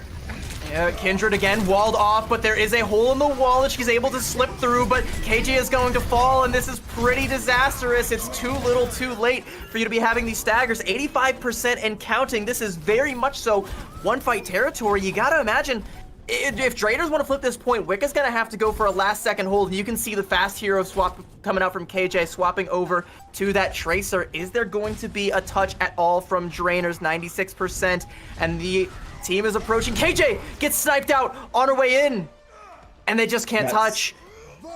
That's so unfortunate too, because there was a trade. They actually lost Zeman on the side of Washington Timeless. So Z not alive. That primary healing wouldn't have been there. The sound barrier was forced out at the very end for that potential recontest. But yeah, you rely on KJ, the Tracer, to touch within the last 5 seconds. That triggers overtime because they get sniped before they ever get to the point. That overtime never comes into fruition. Drainers had an opening, had a window, but they could not close it out. Some amazing plays from Wicca, but even more amazing plays from Washington Timeless. The fact that they won that, what was this, eventually the last full team fight without using any of their support ultimates, put them in a great driver's seat nonetheless to win that one out. And that, I honestly think Washington Timeless would have won regardless because of the sound barrier. They would have had that overhealing to go really aggressively, but Drainers never gave themselves a chance to even find out if they could beat it. And you got to give credit to Bun for that one, peeling off from the rest of the team and checking the angles and being like, you guys handle the front line. I'm going to deal with this Tracer that I know is coming in to try and get the touch. But no Tracers on the field now. It's Bastion May all day, baby. Kindred gets walled off, but just going to chunk right on through it and continue to push. Though Z-Man takes down Wicca, and suddenly this Reinhardt is looking a little lost here. There's enough healing coming out from Zepturn, but with the focus fire, it's not going to amount to all that much. And everybody on Drainers falls. A decisive fight win for Washington Timeless. If you can get the Baptiste, you have essentially won the fight. That is the primary healing source. Yes, Lucio does heal over time, does do AoE, but Baptiste does a lot of AoE healing. Get a lot more of it in a quick time span. So without that main healer on the field, there's not much really that Drainers can do. They try to fight the one without it. They try to get Bun, they try to get Chloe, but cannot really find anything for her. And right now they are struggling. They've already used their own wall just to try to create some space. Yeah, I mean, you could see Drainers were kind of speed boosting around to the outside, but then they quickly changed direction, and now there is no more speed boost. Wicca is just trying to keep everybody alive. A great pin right through the window. Z-Man, you shouldn't have peeked through that one. Kindred just goes right on through, but elsewhere, Snozzler takes down 2, and Sniper is there to help out with all the damage. Snozzler looking phenomenal on the Bastion, and they're gonna stagger Wicca out. This is a little bit of payback for the last map there, but so much more time bought for Washington Timeless. Yeah, and we saw quickly in the last map the stats of Snozzler, who's been absolutely insane so far on this Bastion. It's a great play from Kindred to get the Baptiste on the other side, take out Z-Man, but there's an Ant Matrix that was already put out. And when there is a Bastion with no shield blocking them, they're absolutely going to fry, and that's exactly what happened. And now they're going to go, or at least they're going to try to make a counterplay. Washington Timeless going to use their Critic Flux. Okay, great use of the Exo boost there from Zepturn to dodge that accretion there. All that damage came out, but there's still so much follow-up. Haley goes in with the boop onto Zepturn. Z-Man finds 2 on the tail end of that fight, and off the back of that Gravitic Flux with no sound barrier to counter it, and the sound barrier from Wicca actually invested late. Everyone from Drainers falls yet again, and they can't buy themselves a way in. And this is now last chance. It might be 100-0. The Drainers has to do something. They're going to use the artillery strike early on, maybe try to get that immortality field out. They don't find much, and already you can see Kindred taking so much damage. They could go for a shatter, but the wall is... Oh, the sky gets shattered, but that's not enough to make anybody from Washington Timeless fall on their backs, and they're still alive, still kicking. Kindred has to try and make up for lost time there. The beat comes out from Haley, but it's too slow to save Snozzler, but Yves falls elsewhere, and Sniper is pumping in all the damage with those spheres, and it's just academic at this point. Drainers, they put up a good fight on Icebreaker, but on Labs, they just get completely outclassed by Washington Timeless, and that is a nice, swift 2-0 for them on Control. 99-99, that's what we had on Icebreaker, and here on Labs, 100-0 Drainers never really were able to get their footing. It seems like they were caught off guard one too many times, and Icebreaker also, they just had some better rotations, I would say. There were some better opportunities for them just to run in with the Ryan, use Hammerman to his best ability and just swing for the fences. Here, it seems like they could never close the gap. Too much damage coming in from the side of Washington Timeless, not enough space created, and Drainers will end up falling here on Antarctic Peninsula. 1-0 lead for Washington Timeless. Good news though, it is a first of 3, as we talked about a few times. Not going to be a first of 2 like we've had previously on the stream. So at least 2 more maps for Drainers to get back into this. But it's got to be more of what we saw on Icebreaker and not what we saw on Labs if they want to make this a close contest. If I'm Kindred right now, I'm putting out the feelers. All right, I want Bun's address. I want her whereabouts. A list of her fears. Every time that Kindred died, it was because of Chloe, because of Bun, because of the walls more often than not. And that shatter that, she just gets lifted up into the heavens and never actually gets to put hammer to pavement doesn't actually find any value with that Earth Shatter. That's like the straw that breaks the camel's back there. I would be so furious about that. You can see here right here, she's taking her aggression out on Z-Man a little bit, but it's just too little too late. There's not enough that Drainers can do. There is no real way. There's just nothing there. There's just nothing there, babe. You can't hit him from all the way up there with that Shatter. It's so unfortunate and frustrating as a tank player to constantly be under those circumstances, but Kindred is adaptable. Surely she has a plan B. We're going to look at the Bastion strats. I mentioned them previously, but this is just, I mean, look at the eliminations again, the deaths again. You can see the damage is very, very similar. It's not too far away, only about 700, but the impact that Snozzler is having is very good. And I think that's part of, one, you're running a Sigma, which, like, yes, the Reinhardt shield is, like, it can take more damage, but you can move the Sigma shield. You can create more space. The angles that you can play sometimes can be a bit more unique, but also the follow-up is really big. And also just the heals that are coming in to keep Snozzler alive, to make sure that they are able to sustain throughout these engagements. You can just see that those two big stats, again, are really what show how Washington Timeless are able to win out and win 2-0 on Antarctic Peninsula. I think a lot of people are leaning onto the Sigma because they can try and play a tank that does enable the Bastion in such a way, but can also play into the Bastion a lot better than the Reinhardt does. You think about, you know, when the Bastion goes wheels down turret form, starts pumping out all that damage onto the shield, and the shield breaks, suddenly the big Hammerman is there and he's got to face tank all that damage. Uh-oh, oopsie. If you're Sigma, though, and your shield breaks, you still have the grasp, and you still, you know, you're not attached to the shield. You've got distance. You can back up around a corner, get healed up, and go back in, live to fight another day. Once those wheels come up and he's out of turret form, you're golden. You can keep going. That's why I think that Sigma is a little bit better right now than the Reinhardt in this composition. You can still get value out of the Reinhardt, but you have to make sure that you're coalescing as a team. You're playing fast, you're playing aggressive, and you're not letting the Bastion get the value. And with Bun and her walls constantly slowing the pace, making it so difficult for Kindred to do that, Snozzler has all the room in the world to constantly just melt down anything that stands in their way. Yeah, Bun being an absolute thorn in the side of her former teammate Kindred. I mean, if I'm Bun, I'm typing a DM, I'm just saying, mad? That's it. Just like, you mad? Because I just canceled your shadow. Yes, I'm mad. I'm furious, actually. I would be if I'm Kindred. Come on. But I mean, I think the thing that you mentioned is, like, it's not just the wall, like, cutting off the shadow. It's not just in the eliminations. It's causing this Reinhardt to not find the space that they need to really succeed. And I mentioned it a little bit before at the end of the map. Like, if you're Ryan, you just want to go in. And that's why the Symmetra that we've seen in Overwatch League is so good at making or letting you do that, because you can just, you know, you avoid the melee there. Potentially, you can teleport to the high ground. You can teleport behind them. You can go for something sneaky, like a sneak charge or a sneak shatter. But when you don't have that Symmetra that enables you, all you have is that Lucio speed boost to hopefully get around things. If you're running into the wall, you can't really get around it. If you're caught off guard by the wall, if you're cut off by the wall from the rest of their team, you're kind of just a sitting duck. So there are just so many ways that this composition that Washington Timeless has that makes the Rhine kind of obsolete. Like, either you're all in as a Reinhardt or you're not really doing your job, unfortunately. So I'm wondering if Drainers are going to swap things up. Maybe they go for that Junker Queen that we've seen Kindred play so proficiently, because that shout can help you sustain a little bit better if you're cut off by a wall.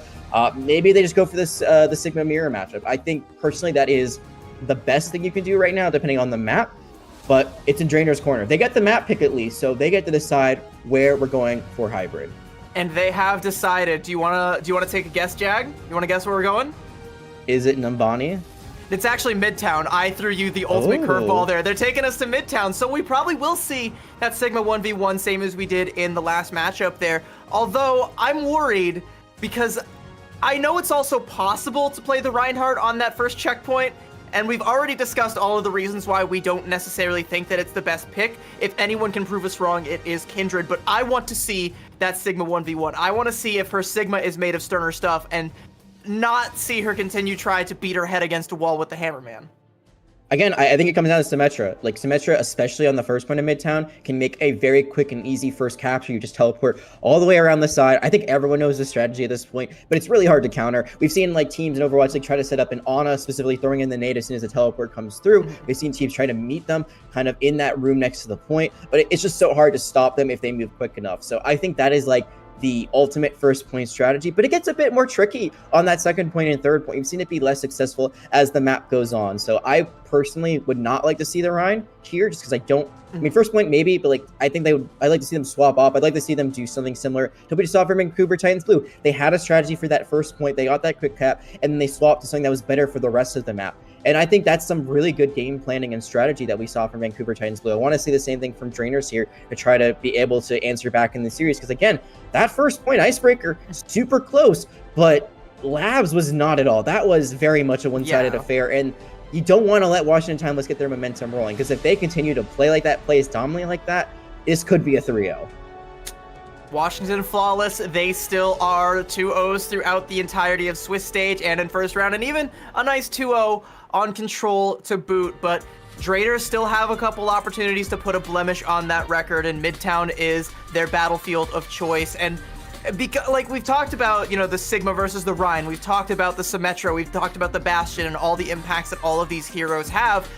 What I'm hoping for is that there is a reason Draenors chose this map, that they have something that they feel very comfortable with, that they have a game plan like we saw from Vancouver Titans Blue. I'm hoping that this isn't just because everybody is so sick of Numbani, because honestly, I am too. But hey, if you want to win, you got to play what you're going to be strongest at. So surely for Draenors, this is what they feel the strongest on. Yeah, I agree. And I think that plays into my last point a little bit. Like, you have to have a strategy coming into this. You have to have a game plan. You can't just continue to run the same thing over and over again and hope it works.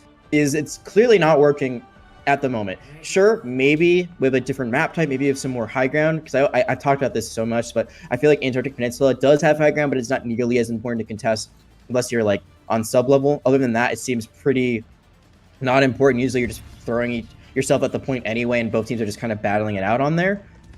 But it does seem like the switch up is going to be the Junker Queen again. So no Rhine.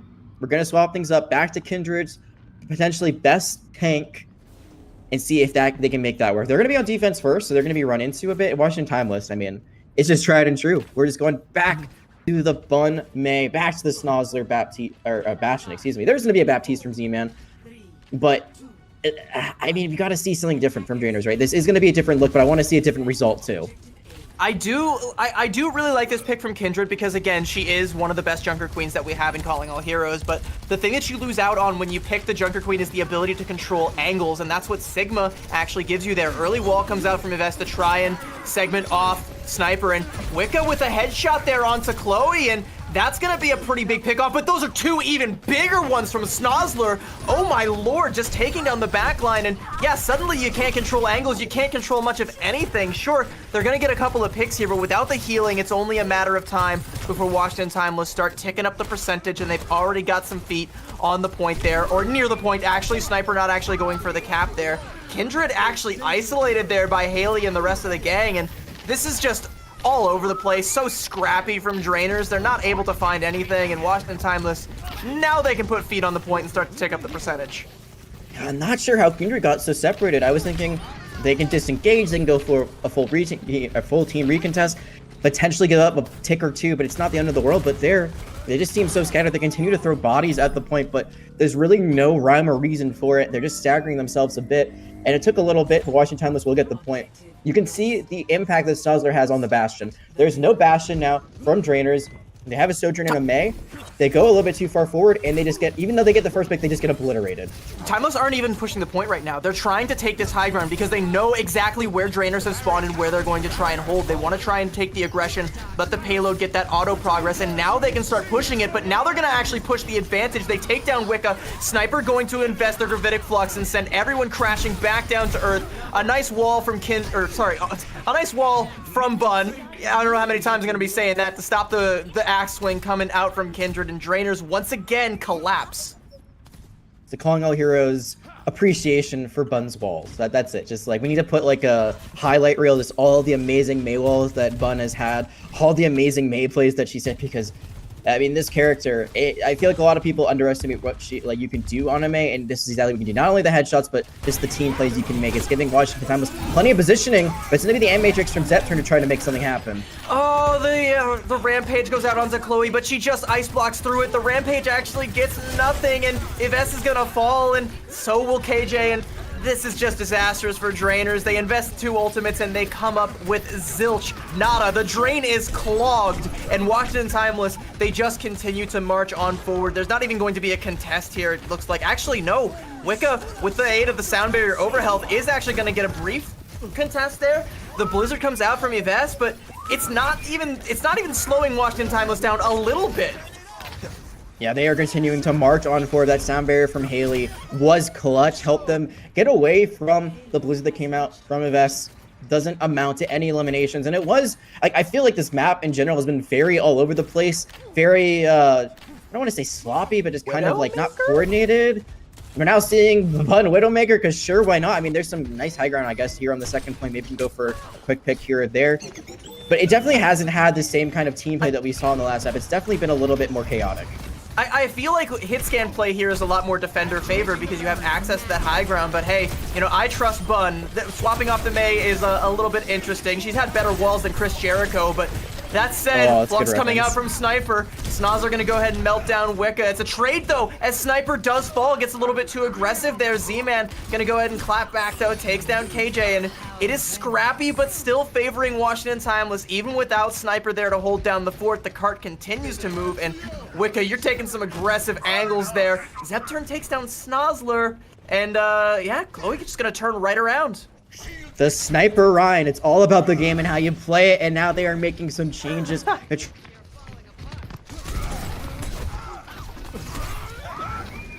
Play right into the face of Kindred, but it's going to be a rampage that's going to go through the entire team. Immortality comes out from Z-Man, but it is felled, as is Z-Man, and Yves gonna go ahead and press the advantage, and Drainers, they have finally dug their heels in and staked their claim, but they're not done. They're gonna keep pushing up forward and try and hold Washington Timeless in the spawn. Nope, scratch that. They're just gonna go ahead and back up and hold at the choke. Much smarter. I would have been very worried if they had tried to go for a spawn hold there. So back to the Sigma, but not swapping off Widowmaker, actually stopping Snozler onto the Genji. So mirroring that pick from Invest on the other side, it seems like Washington Timeless, their momentum has finally been stopped, and I'm really surprised they're not running the same comp they had been the entire map. It didn't really seem like it wasn't working. It seemed like they slowed themselves down with these swaps, but Snozler are going to open things back up and get that dash onto Wicca. Yeah, but look at the damage that Washington Timeless are taking. They lose Haley, though, and they do have the spawn advantage. And with this Dragon Blade coming out from Yves, can't quite find Z-Man, and Chloe is actually there for the cleanup. It still feels so even, but a nice headshot there onto Kindred, and Z-Man with the Amp Matrix means that Washington Timeless are going to be the beneficiaries of this fight, get a little bit more cart progress, and Chloe can finally get set up somewhere comfortable. Have to use an Amp Matrix to get it done, but they still have that sound barrier almost ready to go. Sniper isn't too far away from that gravitic flux. And you can see that Drainers, they are pushed back all the way into their own spawn. They do have a sound barrier of their own almost ready to go, so that is kind of their fight winner, potentially. At least could sustain them throughout a tightly contested engagement, but they're, like, you can see, like, they're getting split already. I mean, look at where Kindred is once again, completely away from the rest of the team. They don't get punished for it. She's really lucky that they didn't just try to collapse, but the rest of the team's getting collapsed on the other side. Yeah, she was trying to set up like a pincer attack, expecting them to come through the main choke point, but Washington Timeless just go on a flank. They invest their gravitic flux. The sound barrier from Wicca is good, so everyone sustains for now, but I mean, a potential mispositioning, a bit of a misplay there from Kindred, and the sound barrier from Haley is going to punish it, and Washington Timeless, they continue to march forward, and the rest of Drainers, Zepturn is gonna fall. There's only a scant few bodies left to try and get the contest there. Snozler with the Dragon Blade, gonna slice those bodies clean in half, and this cart is going all the way to checkpoint C. Washington Timeless cap with 1:35 in the time bank, and Drainers looking a little bit lost. Yeah, you could see, I mean, again, I think this map was a little bit more chaotic than we saw on Antarctic Peninsula. A lot of fights all over the place, members of both teams scattered which way, but it was Drainers that got punished the most for it. I was saying that Washington Timeless, I was surprised they weren't punishing where Kindred was, but they actually played that so smart. I was completely wrong in my initial analysis. They waited for both Sword ultimates to be gone from the side of Drainers, and then once that amplification matrix faded, once the sound barrier over shields were gone, that's when they hit the go button, that's when they engaged, and that's when they were able to win out that point. 1:35, not a lot of time overall, but I feel like a map like Midtown is really hard to complete fully as is. So great that they're able to get the job done, and it makes their defense so much easier. They know they can give up a little bit of the map here and there because they know that they've completed it. They know they have more than a minute, so the extra time overtime or extra round scenarios are in their favor as is, and it makes their win con so much easier to go up 2-0 in the series. They can play a little bit more relaxed, a little bit less fast and furious, and I think overall they've played a little bit more calm, cool, and collected throughout this map, and those fight wins at the end, that full cap at the end shows that strategy is paying off. I see Chloe going back over onto the Mei, which I'm very glad to see. But I mean, I wasn't in love with the Widow pick, but there is actually some logic to it, right? Like, you know, if you're on Junker Queen, you want to go aggressive, you want to brawl, you want to take the fight right to the enemy tank, but without a shield, that leaves your backline vulnerable to a couple of headshots. So, you know, it's at least rooted in a little bit of logic, but that said, the Mei play has been phenomenal. Hello, we get to see Reliable. That's Symmetra that you were talking about, and now Drainers have access to this high ground overlooking the point, and Washington Timeless, they gotta try to find a way to root him out of there. It's gonna be difficult though. They teleported to the high ground instead of the low ground. Usually you teleport to the low ground to immediately go onto the point. You can see that Washington Timeless is already basically rotated to where they expect Drainers to come out. Now they've got to actually deal with them being run up on, and so far it's an even fight. Ooh, very close for Snozzler, and finally Drainers, they've actually taken already 1 tick, maybe even 2. Yeah, it's looking like it's going to be 2, and Washington Timeless, they haven't really been able to find a way in. It's do or die, though. They have to try and go in now, and the knife being stuck into Sniper there, the punish, but Kindred goes so aggressive to try and make that happen. It has to be worth it. They trade out for Snozzler. Is it going to be worth it? Not if you lose your Baptiste as well. Wait, but the cap! The point! Nobody from Timeless was touching, and Drainers just snaked it right out from under them. All right, we can officially start the Cloud9 C9 count at 1, because that was absolutely a C9. It looks like Washington Timeless was winning that fight, but the positioning just wasn't there. You can see Sniper. That was a really nice play by Wicca. We got to talk about that. That was a sound wave by Wicca that knocks the Sigma off the point, and no one else was there to contest. I mean, Washington Timeless, they have to be reeling from that, but it's time to collect yourself, try and hold this high ground. Drainers, they have to try and take it from you. There's another great wall coming out from Chloe, and it punishes Kindred yet again. The aggression being stifled, and now Wicca kind of stuck in one place you definitely don't want to be, a narrow hallway with Sniper and all those spheres bouncing all over the place like a bouncy house. You don't want that. Drainers, despite the miracle cap, have now been stuffed.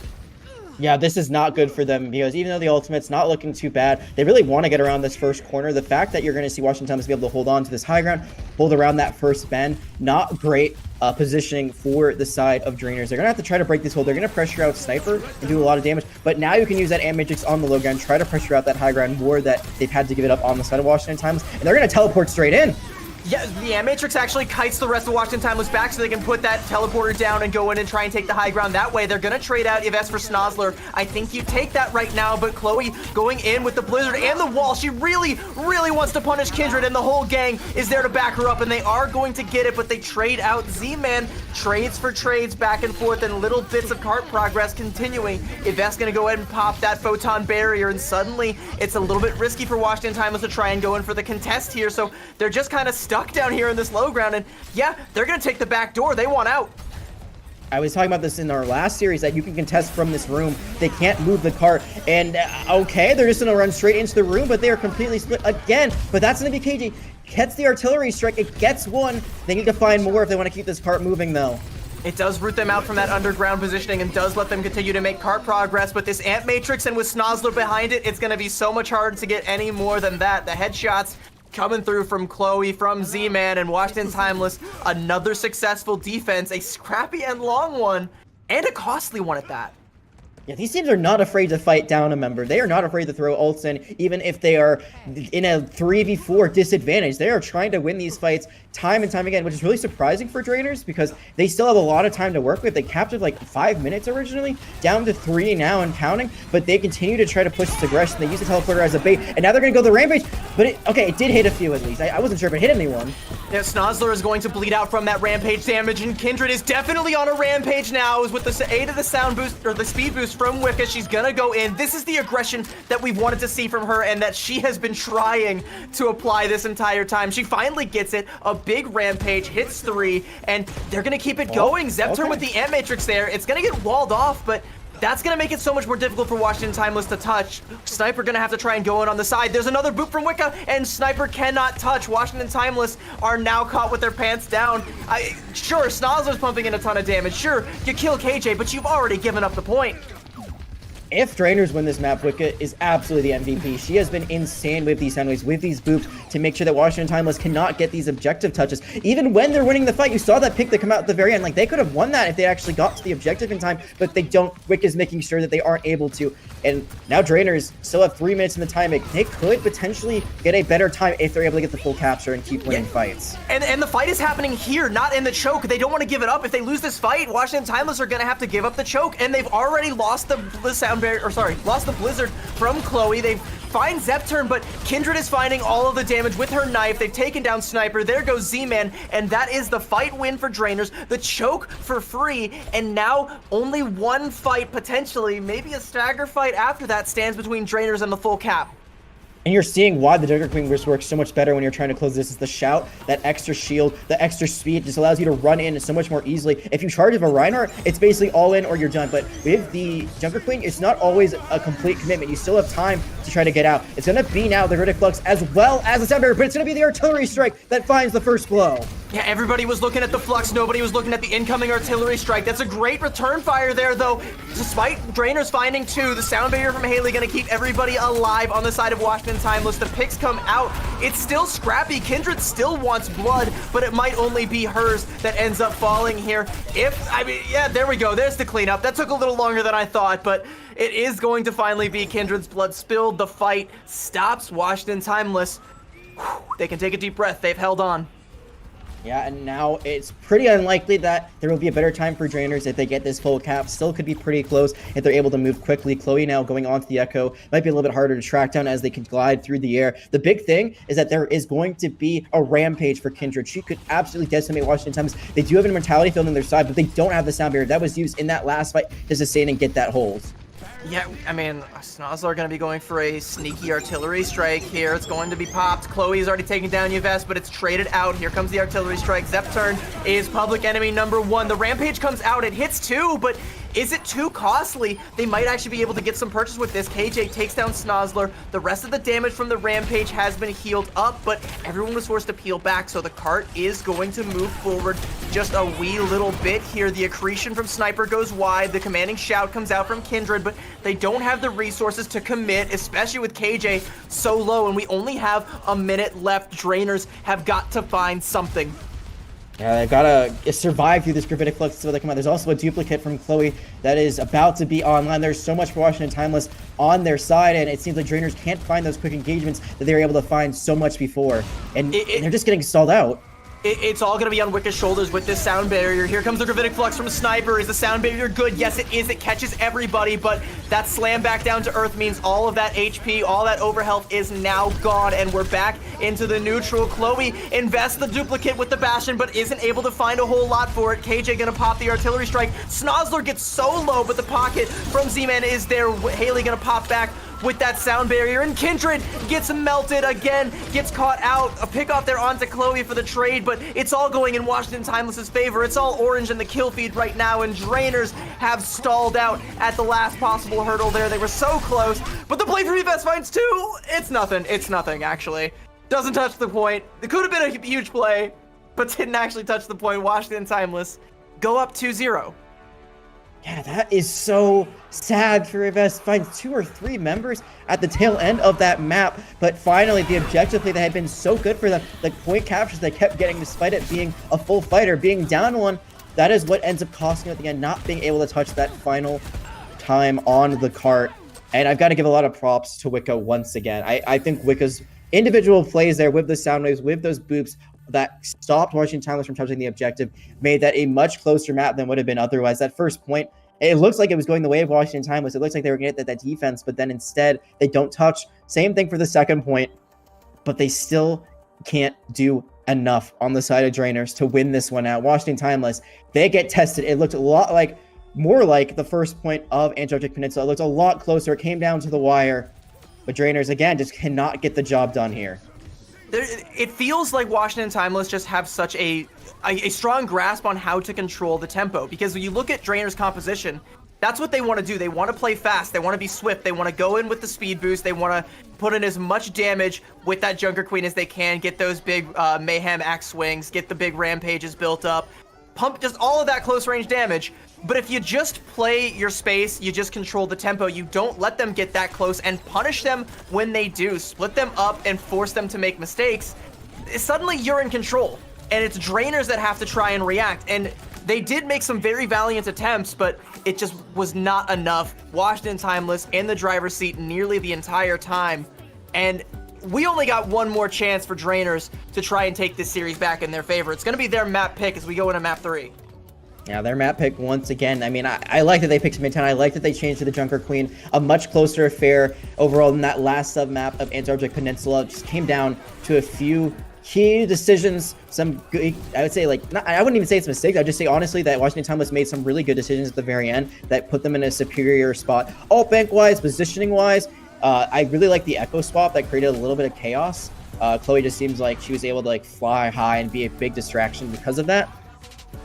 And Drainers, I like the Junker Queen again. I really like it because it does let you initiate a bit quicker. It lets you kind of sustain more through all the poke damage that's going to come through. But there's still Snozzler on the Bastion. That is always going to be something that's going to be in your way. We're going to see here at the very end. Yeah, it was only 2 at the very end. You were right. But that Bastion just does so much. Every time that anyone tries to engage, Snozzler's there to just do a whole lot of damage. Yeah, we have a little bit of a Baptiste head-to-head here. Zepturn and Z-Man, and it looks pretty close throughout.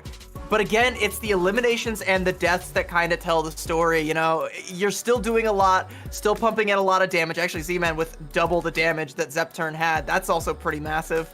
Maybe that's a stat that we want to highlight as well, but when your team is winning, when you're in the driver's seat constantly like that, you're gonna have more limbs and you're going to have fewer deaths, and that is the picture that I see being painted here. More aggression from Z-Man is paying dividends. More healing from Zepturn is a necessity because of all the damage that Z-Man and the rest of the Washington Timeless crew are pumping out, and the rest of the Drainers just kind of crumble because even all of the healing that Zepturn is doing is not enough to stop the aggression and retake control of the tempo there. But that is where we're going to leave it for right now. We still have one more map between these two. We still have a chance for Drainers to try and pull out the reverse sweep. We've seen glimmers of potential. We've seen some of their best looks, but it hasn't been enough. Will it be as we go to map 3? Once again, their map pick. Hey, Jag, you finally get to see some Flashpoint, and we'll see it right after this break.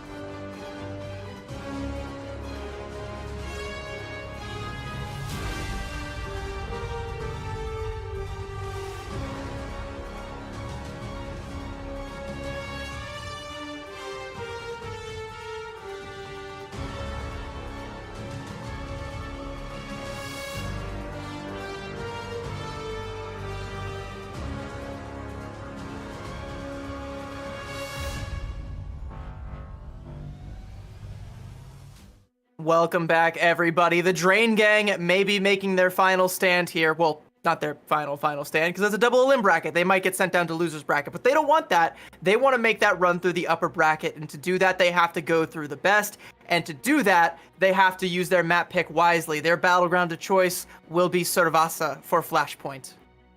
Yeah, I mean, the thing about Flashpoint, there's only 2 maps, right? So there isn't exactly a whole lot of options overall. I do think New Junk City is a little bit more dynamic in some of the points. I mean, there is some funky stuff with high ground, and there's like one point where there's like the point below high ground, but you got to drop to actually get to it. So I think it can be a bit more dynamic for that. Servasa, I feel like it's a little bit more straightforward. Usually you're fighting on the point. There is some interesting kind of natural cover, and there's some points that are like more encapsulated. There's like a ceiling and stuff like that, but overall it's almost always just kind of like you're running at your opponent, which I think exactly is what Drainers want, because they want to run at their opponent. They want to be very aggressive, and they want to catch them off guard. We saw it work a bit better on Midtown, a very close 2-3 loss that they had, and I like the Junker Queen swap they had over the Rhine, but it has to be enough this time around. It's been so close, but it just has not gotten them that W just yet. Washington is still flawless. They've still not dropped a map, and they are 1 map away from punching their ticket to that winner's bracket final. I was doing a little bit of a think there in real time, and we'll get back to that in a second. Let's have a quick look at the bracket real quick so we can see how some of these other matches have shaken out so far and where we kind of stand as it goes on. We see Fable and Aegis both getting the betters of their opponents down there in the lower bracket, still clinging to life. I want to see more of Fable as we go on. Aegis still holding on. We might have seen the last of GRE Nightmare if that has any implications. Those matchups still shaking out. Nothing reported for VTB versus Valiant Guardians, but we're at 2-0 for Washington Timeless versus Drainers. And if we go back really quick to why Drainers may have picked Servasa, there is a specific composition that I have seen a lot of teams busting out on Servasa. One team in particular that played a lot of it on Servasa, and well, every map for that matter, was the London Spitfire. And I'm sure that gives away the game. What I think Drainers might be trying to cook here. That's just my first impression. That's just a guess. That's just like, while you were over there talking about, why Servasa versus New Junk City, I was like, hang on. What have I seen a lot of on Servasa that I haven't seen a lot of on New Junk City? Yeah, I mean, it can work absolutely. I think the big thing again is like you really need the Symmetra, and I know I've said this like so many times, but you really need the Symmetra because that teleporter is what enables the Rhine to do so many things. So I don't know if I want to see that, because the only time we've seen them really pull out the Symmetra was with the Junker Queen on Midtown, and I thought that was doing really well. They had that amazing first point capture, in part because of Wicca and again their boop, but also because they got that really nice positioning early on by taking an early teleporter that caught Washington Timeless off guard. So here, if they see the Symmetra again, I feel like Washington Timeless is going to be a little bit more prepared for it, but if they run it with the Rhine, you're a bit more stationary unless that Symmetra teleports you. The Junker Queen, I think, adds another kind of variety. It adds like another layer to the spice where you can kind of engage without the teleporter. You could use the teleporter as a decoy, just throw in some turrets, and then use the shout instead to just run straight into them without it. So there's a lot of potential things here. We'll see what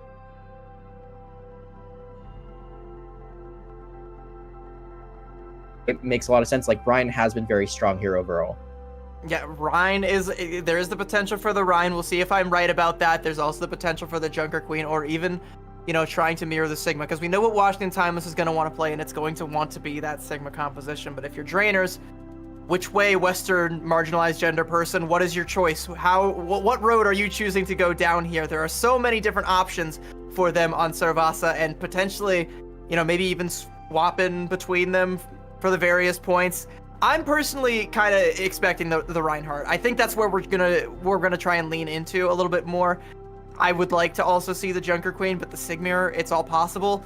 It's really anyone's guess what we're actually going to see here. But what we need to see, the one thing that we absolutely need to see, is a W in the Drainers column, a final blemish on Washington Timeless's record. If that is even possible, if this Washington Timeless is capable of bleeding, Drainers have to make it happen right now, and then take until they start the reverse sweep. It starts here on Servasa. Will they be able to do it? I said this earlier on, that it had to be, I wanted it a little bit earlier too, let's just point that. I wanted them to win a little bit earlier so that they wouldn't be in this do or die scenario, but it really is one map at a time. If you can make this Immortal team bleed, if you can make them have a bit of a struggle, if you can make them question what they're doing, then you can start rolling the ball down the hill from there. It's been all uphill for Washington Timeless so far in this tournament. Again, Washington Flawless is what we nicknamed them because they have yet to drop a map at all through the Swiss stage or through playoffs just yet. But this could be where that all turns around. Drainers, it's not necessarily the end of their tournament run because, again, this is upper bracket. They still have another lifeline waiting for them, but you don't want just yet. What is that thing meant to be? What is that? I don't know. It kind of reminds me, I think, of what we see on Coliseum with like their Skytram system, but I don't know. I'm gonna be honest. Show me a train flying through that thing right now. I need to know what this thing's purpose is. It baffles and intrigues me. I think we need the lore lesson on exactly what that is. A little. I need to dig into the Servaso lore right now, but right now we're firmly focused on Washington Timeless versus Drainers and the lore there. And I was right. I just want to say it. I called it. It is that Symmetra Rhine composition that Drainers are coming out here with. That is the path that they have chosen. It's particularly effective on the first point here, especially because you can control this choke point. But once again, Kindred has to be careful. Once her shield falls, courtesy of the damage from Snozzler, she might be in a bit of danger. But until then, she can just control this angle. There's a nice wall coming out from Bun there, but the aggression coming out from Washington Timeless, they catch Yves out on the rotation there. I'm not sure what they were doing over there, but I mean, they're not doing a whole lot anymore. Washington Timeless are now going to seize their opportunity to go in. They find KJ, they find Kindred, they find the point. I think that was just a misunderstanding of how you're supposed to play this. Once you get the objective, you want to hold back on it with the Rhine. You don't want to play too aggressive. You want to capture that point because they had the positioning for that. They could have been taking up progress even if they lost the fight, but instead they play a little bit too aggressively. I saw the teleporter was used really early on and then it was destroyed, so there's really no way for Kindred to get out the way that they wanted to.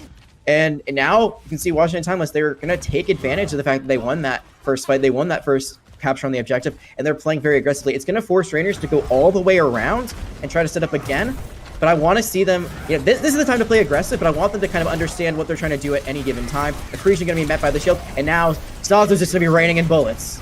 Yeah, there's an early immortality field forced out, but KJ is not going to be the beneficiary of it. Her mortality is definitely not in any question right now. Sniper takes her down, and Washington Timeless are going to hold strong here. There's a nice accretion to finish off Yves, and you can't even really see it on the screen right now, but there was a couple members of Washington Timeless that were posted up on the high ground, and nobody from Drainers, save for maybe Zepturn, had the ability to even get up there to challenge them, so Z-Man is safe as houses up here.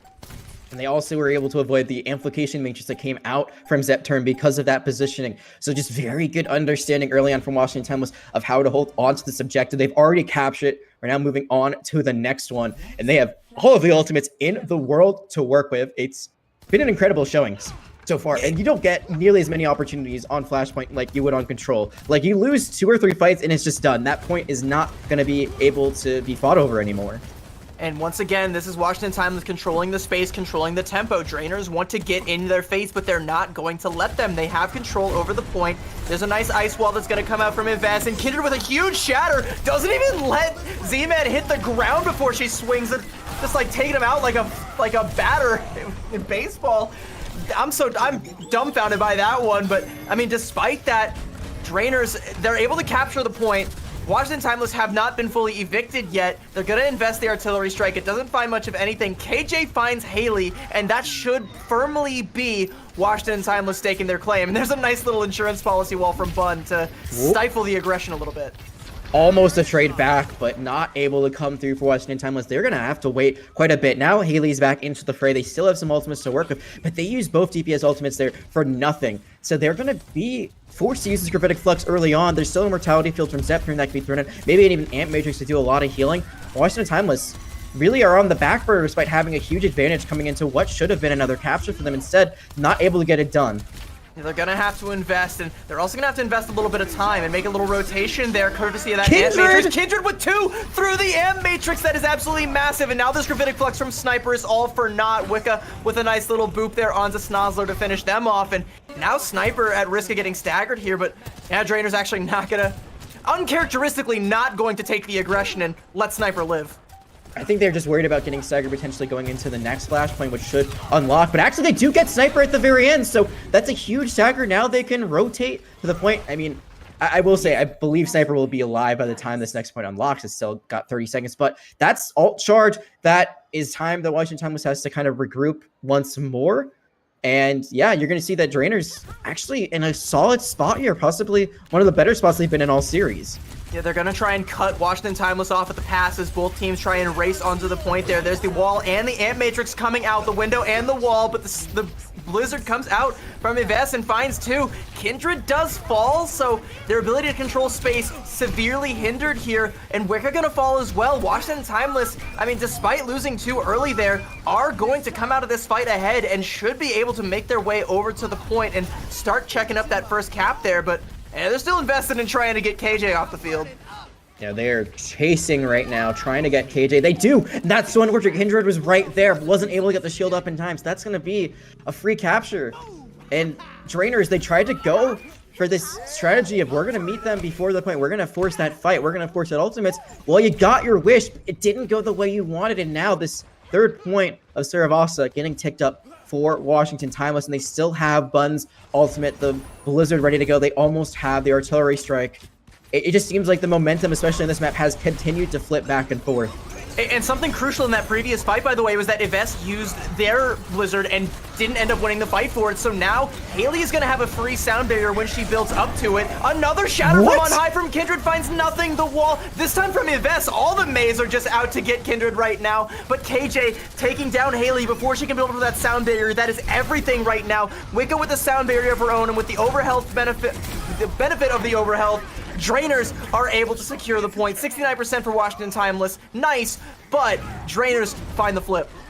So that was a charge from Chloe's wall onto Yves's wall to shatter nothing. I'm not exactly sure what happened there, but it doesn't even matter. It doesn't even matter. It's all distraction because they still win the fight. Wicca with the clutch sound barrier to counter what Chloe's Blizzard was trying to do. They win the fight off of just a lot of shots also from Yves that were hitting the target.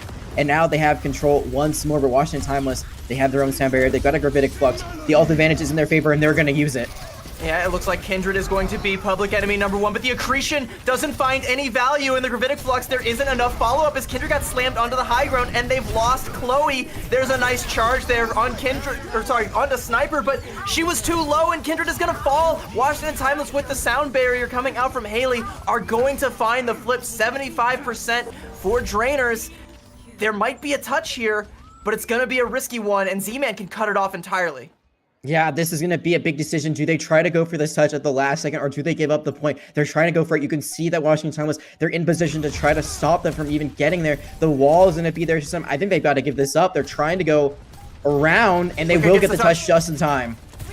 There's that Ant Matrix, though, and Kindred is going to melt, though. Yves invests the Blizzard, but who is there to follow up on it? Certainly not them, and definitely not Kindred, and Washington Timeless are going to secure the point as the last members of Drainers make an Irish exit out the back without telling anybody, and now it's 2-1 in favor of Washington Timeless. Drainers, they have to try and play for this next point. They've got to be flawless from here on out, or they're going to the lower bracket.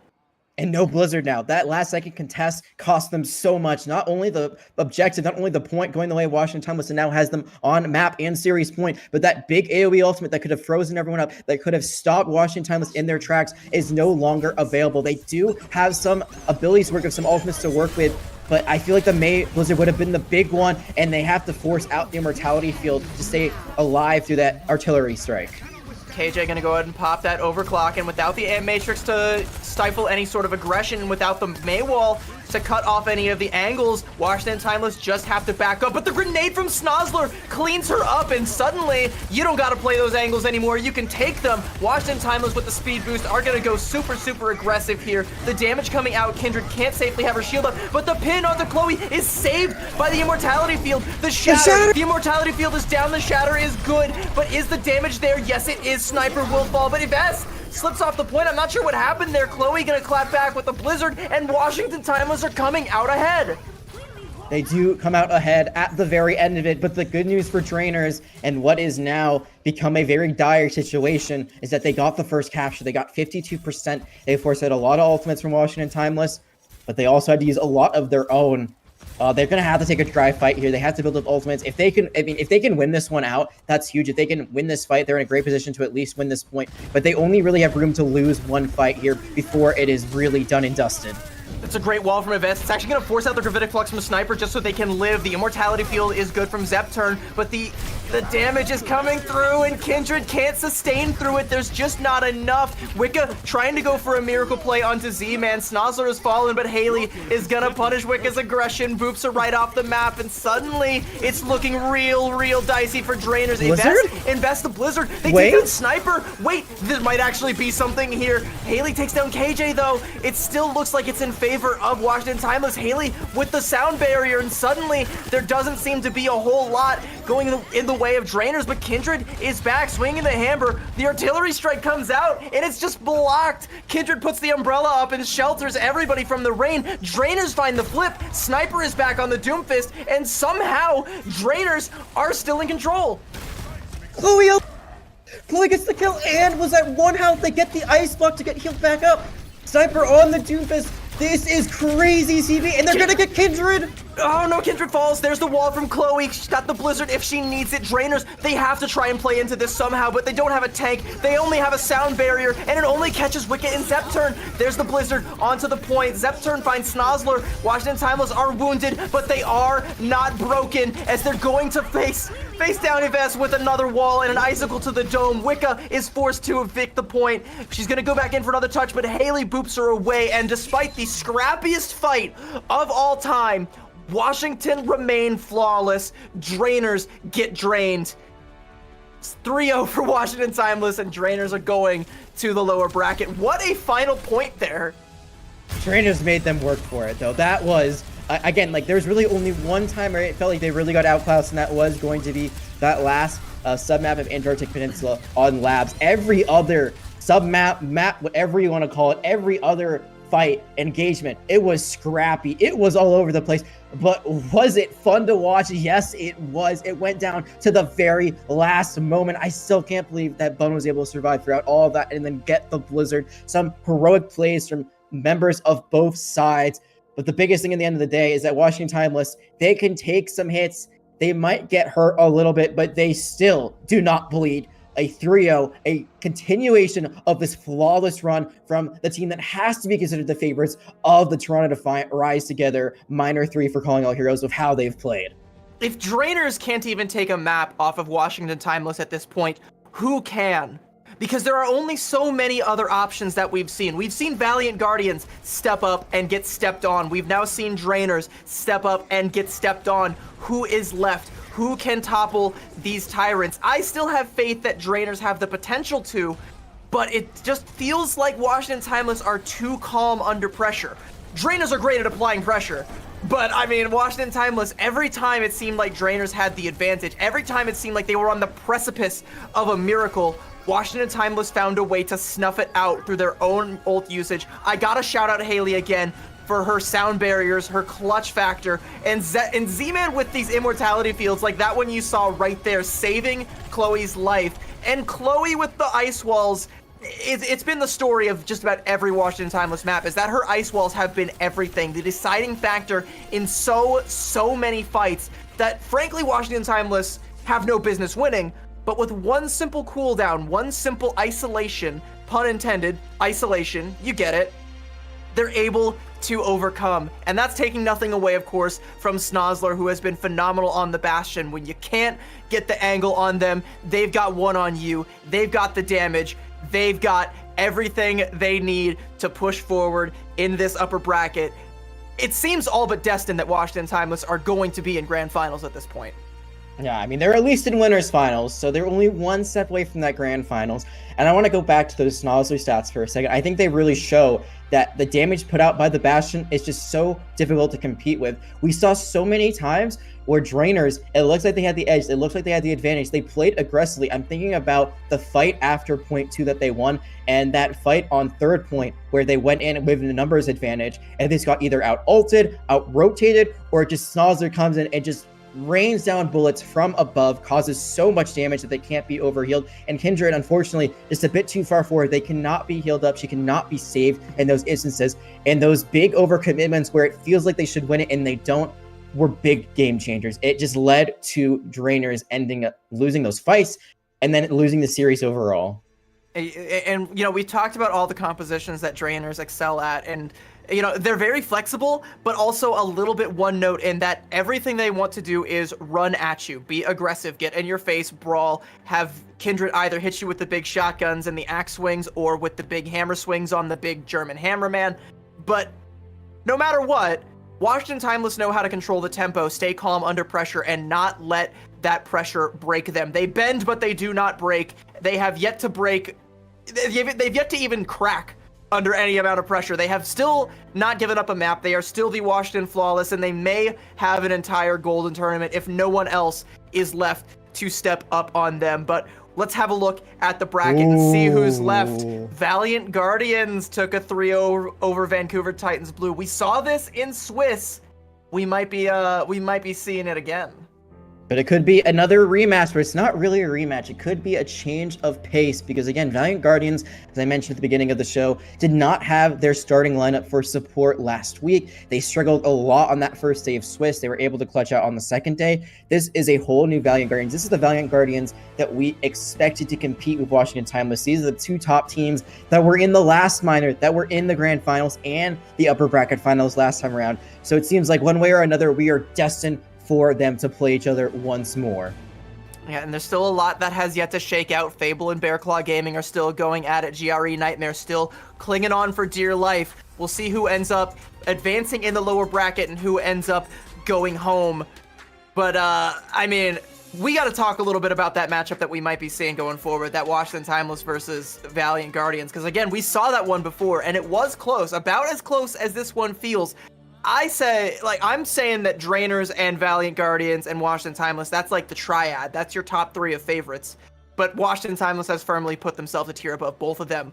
Has Valiant Guardians changed their tune? Is that something that we're going to get to see? Have they corrected their course?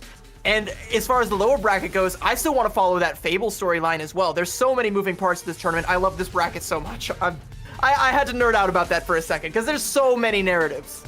There are, and it's great as a caster, but it's also great as a viewer to see all these different storylines kind of converge into this one amazing story that is Calling All Heroes.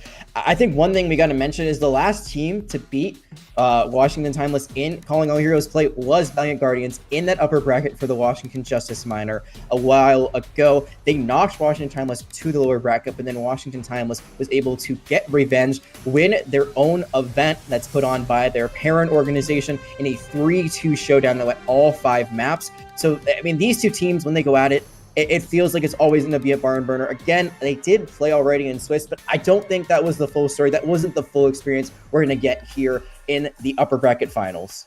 There is definitely plenty more of that story to write. And hey, we've got the author of that story, or, if you want to be a little bit more literal about it, we've got the manager of Washington Timeless who's going to be showing up for an interview. We got Devitt who will be here to join us after a quick break. Don't go anywhere. We'll be right back with that and more action on the other side of this break.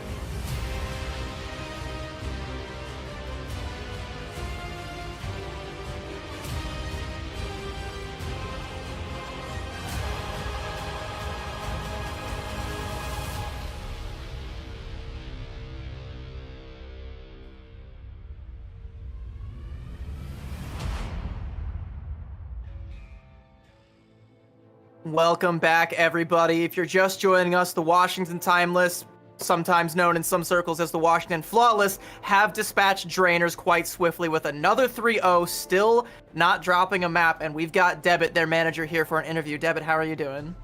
Hi, I'm great. All right, very blunt, very to the point. I love it. Okay, I got 2 questions to kick it off. They're both easy ones. First, how does it feel to be here for another Calling All Heroes tournament? And secondly, who can stop you? It feels amazing coming back for another Calling All Heroes tournament. Love this tournament and event ran by Blizzard and Pizza Penguin. No one. No one can stop you. No one.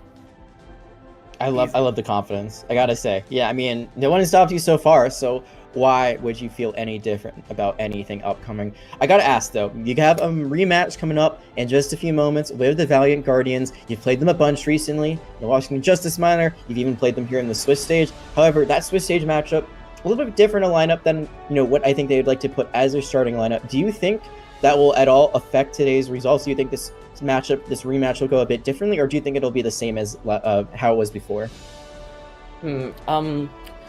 Well, I think it'll be the same result. It might be tougher on us as I'm pretty sure they have Armory coming back, which could have some changes, but I think it will still be the same result, 3-0.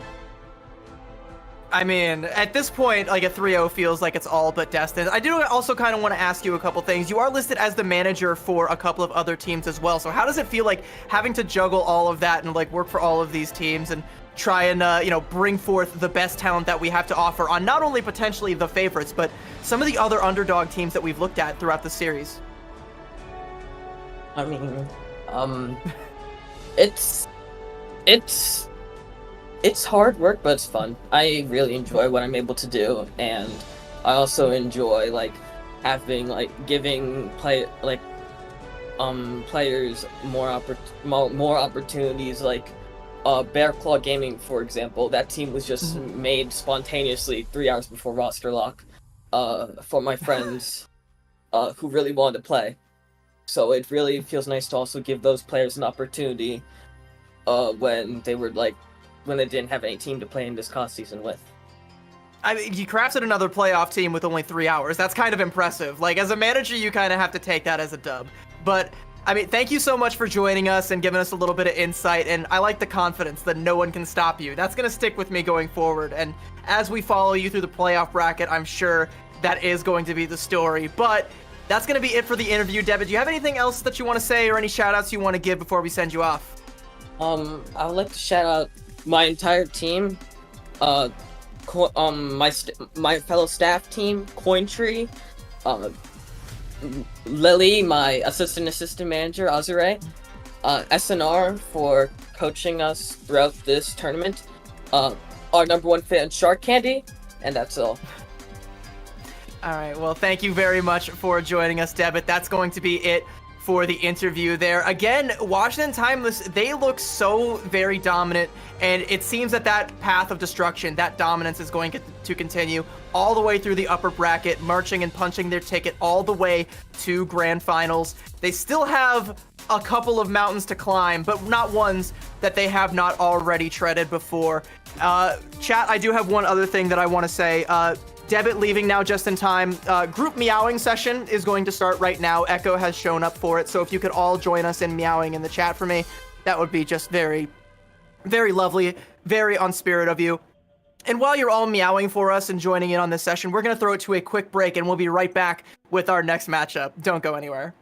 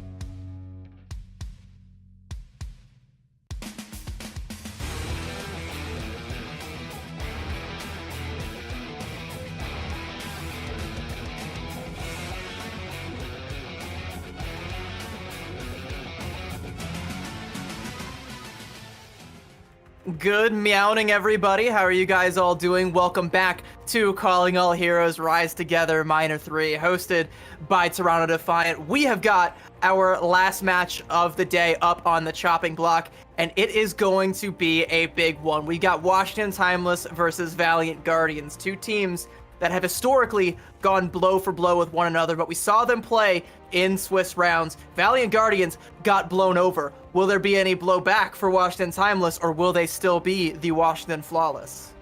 Yeah, I mean, I think we're expecting them to be able to come up with this victory on the set of Washington Timeless. Nothing has said or shown that they can be stopped just yet. Valiant Guardians, like you said, they did play them before. I will say, just like Vancouver Titans Blue, it will be a bit of a different roster for Valiant Guardians. It should have a bit of a different support lineup. Aramori, as we had mentioned before, even Devitt mentioned, should be back in the lineup. They weren't available last week to play for Valiant Guardians. Now she will be back in the mix here today. We do know they also have another support on the lineup, Aspen. Don't know if you've heard of her. Not sure if she'll be starting today, but I know that her and Aramori have played a bit together, so there could be a completely different look in that backline for them. And most importantly, they have to show up better than they did in that last series. Regardless of who's playing, it was a 0-2 loss that they suffered. They need to have a better showing here, and I want to see a team take a map off of Washington Timeless. So far, throughout this entire tournament, they have not lost anything, not a single map, which is so impressive. I like that you bring up that Aramori is going to be back, and I also like that if we go back to our interview that we just had with Devitt, by the way, who is phenomenal. Thank you so much for coming on. But Devitt said that the Aramori being back is something that Washington Timeless is at least a little bit worried about, which could mean one of two things. Either there is legitimate concern and we might see Valiant Guardians finally draw blood on Washington Timeless, something that nobody else has been able to do, or Washington Timeless thought ahead of time and they came prepared. One of those two surely must be true. And we're going to find out which one as we move forward. But let's have a quick little look at the rosters here so we can see what it all means. I mean, we know what these rosters are. We know what they are. We know Washington Timeless's roster. We just saw them in action. And we know what this group of players is capable of. I'm really glad that we're just doing, no limits, no roll-lock. I'm really glad we're going to see two Mercies come out here today for the set of Washington Timeless, but Sniper and Snozzler might not be repping who they're actually going to play, but both have been absolutely outstanding. I think, honestly, in general, this Washington Timeless roster has just had so many star-studded plays. Snozzler looked amazing on the Bastion, in particular in that last series. Halo had some great plays as well, just throwing herself in there, making sure that she was protecting her team, and then booping those away from those who might be doing some damage. It looks like we're going to see Z again come into the lineup, making that quick swap there. Which they did. I mean, we saw Z last time. They were doing very good things on the Baptiste. I think the biggest thing that we're going to see here today that's going to be really interesting is that Halo, she is going up against her previous team. She was with Valiant Guardians last time around, ended up losing. Now she's on the winning side, and I mean, again, flawless. What more can you say about that? Have not dropped a map at all, and it is going wonderful for that entire team. I think it's pretty ironic that we've got two Mercies on the graphic here for a team that has no mercy. I want it on record, by the way, I'm the first person in the world to ever make that joke about Mercy. I want full credit for that. But, I mean, yeah, we talked about it as well. Like you were saying, Halo going up against her previous team, Valiant Guardians, and how well she knows them. And that manifested several times throughout that game, especially on Lijiang Tower when these two last played. But Valiant Guardians, as well as Halo knows them, it might be a slightly different Valiant Guardians because, hey, like you called out, look who that is in the backline. It's Aramori making her return. Yeah, it's not going to be Aspen. Kuropi going to stay in on that main support role, but I always going to give shoutouts to Moving Fish. Again, one of my favorite players in Collegiate. They are one of the best tanks you can find, and I think especially for Sigma meta, definitely in the right place at the right time, has done amazing things with Redbirds and will continue to do amazing things here on the Valiant Guardians.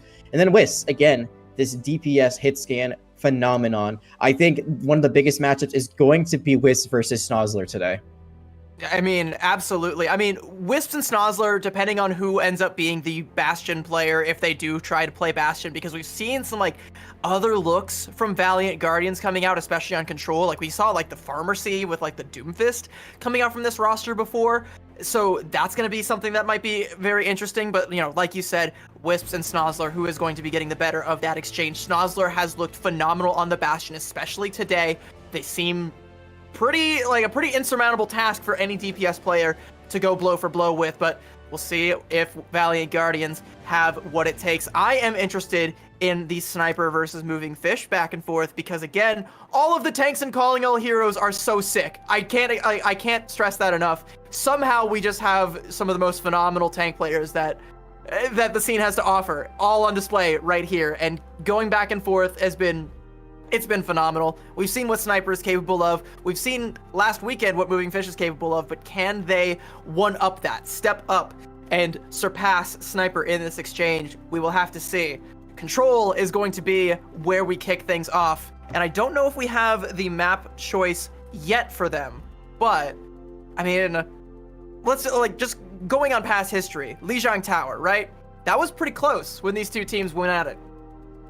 Yeah, I think you're probably going to go for Antarctic Peninsula again if you're watching a time, but seeing how well your comp worked the last time around. Oh, hey, there it is. Guess. All right. I actually didn't know. I swear. I didn't read any of the production's notes. I was just guessing, but it just worked, right? Like, you want to go with the hot hand, and this is the best map that's going to work in your favor. It was, there's one map that was a little bit close, Icebreaker, a little bit back and forth in that last series against Trainers, but Labs was just dominant, showing from beginning to end, 100-0, and you just want to go back to that. Why would you go away from it when it worked so well the first time? And I think this is a good pick because we talked, I brought up the Doomfist Pharmacy composition that we did see from Valiant Guardians on Lijiang Tower last time around. Don't give them that. Don't give them that advantage. Don't let them play that. Go instead with something where it's like, no, you are going to play something grounded where we have the full advantage, where we are just better on this Sigma mirror, and you can try and counterpick us with a Rhine or with a Junker Queen, but we just showed you that doesn't work for the best Junker Queen in Calling All Heroes, so why would it work for you? We'll have to find out. I really wanted to see that Pharmacy more in that last matchup too. It seems like on Lijiang Tower, that was like the one edge they had, was that it was a big surprise to see that come out into this sort of meta where it's very Sigma based. I mean, we still see some Widow, some Ashe here and there, but it seems like there really wasn't anything that Washington Timeless had prepared to counter something like that. But then when they went to the other submaps in Lijiang Tower, they went back to kind of this default meta Sigma, and it just didn't really work out the way they wanted it to. Here, I feel like there's even less chances for something like that. I think a Pharmacy would be very rare on this map. Maybe you could run it here on Icebreaker because, there's no ceiling. You can fly up pretty high, but Labs is open. There's no ceiling. There's just a sky. And I still think that is really difficult because there's a lot of high ground you can play on. You're not getting away with that on sub level though. Absolutely not. I mean, that ceiling is going to punish you so much. So definitely not going to happen on sub level. I don't expect it really at all. Even when I'm saying it's better here, I don't think it's really good in general. They could try to throw out something sneaky again, maybe another sort of cheese composition that is not expected on the side of Washington Timeless. You need any edge you can get. These surprises, if you can win that first fight, roll with it. When we say it's possible to play Pharmacy on Icebreaker, we say that in the way that slurping mayonnaise through a straw is possible. It's possible, but it's disgusting. It's disgusting and also very hard to do if you've ever tried. I'm not saying I have, and I'm not going to admit to anything. CIA can't waterboard that out of me, but yeah, no, looking at the comps that we're seeing, it's looking a lot more grounded, like we were saying. No flyers in the sky today. I think the most interesting thing here is if HK decides to stay on this Torbjorn. I do believe we did see this last time as well. It doesn't look like we're going to see it, though. Going to go to the May, so it's going to be the stock standard across the board. No surprises in store for Valiant Guardians this time around. But as we talked about, Armory is going to be in this lineup on that Baptiste, doing a lot of healing and damage. That could be the difference maker, and that could be what sets Valiant Guardians apart this time around in their rematch from the Swiss stage against Washington Timeless. Looks like Valiant Guardians are going to take a more outside approach. This does give Washington Timeless a little bit of control over the point, meaning that Valiant Guardians have to go through them if they want to get to the point. And Snozzler going to go ahead and put the turret form down, but cancels out of it, so that might be actually a pretty solid go button for Valiant Guardians, and they are actually going to take a little bit of positioning and force Washington Timeless to play split. The walls from both Chloe and Chisato are sectioning off the enemy tanks there, but it's Snozzler getting the better of Wisps and Sniper with the follow-up. It's that Bastion head-to-head that you called out that ends up being the first blood in this fight, and Washington Timeless, they've already capped the point, and this fight is still going on as the members of Valiant Guardians slowly bleed out. And that's the thing for Washington Timeless. You already took the objective, so this is just gravy on top of the point cap. You're saying, yeah, give us more ultimates. Yeah, stagger yourself out more. Haley already has a sound barrier. What is this? That is one of the most expensive and most difficult ultimates to build up in the game. This is why Haley used to be in Overwatch League. This is insane, and that could be a huge difference maker here if someone falls low on the side of Washington Timeless. That could be a fight-winning ultimate right off the bat. Full credit to Karo, he's almost got one as well, but almost means that there's a window for Washington Timeless to go in with this Gravitic Flux without worrying about the sound barrier, but now it's online and Karo can clap back with it for free if he should so choose. But it looks like Valiant Guardians are actually choosing caution. They're going to play a little bit more slowly. There's that sound barrier coming out from both sides, as a matter of fact. Gravitic Flux from Moving Fish, and Sniper is very low. That should be the kill confirmed. And Valiant Guardians, despite losing H-Key, are finally coming out ahead in the fight. They're going to clean up Z-Man, and that should be it. They've cleaned up all the members of Washington Timeless, but they're actually a little slow to physically capture the point right now. Yeah, this is still point percentage going the way of Washington Timeless. They're going to get 70 when all said and done. Haley gets a trade.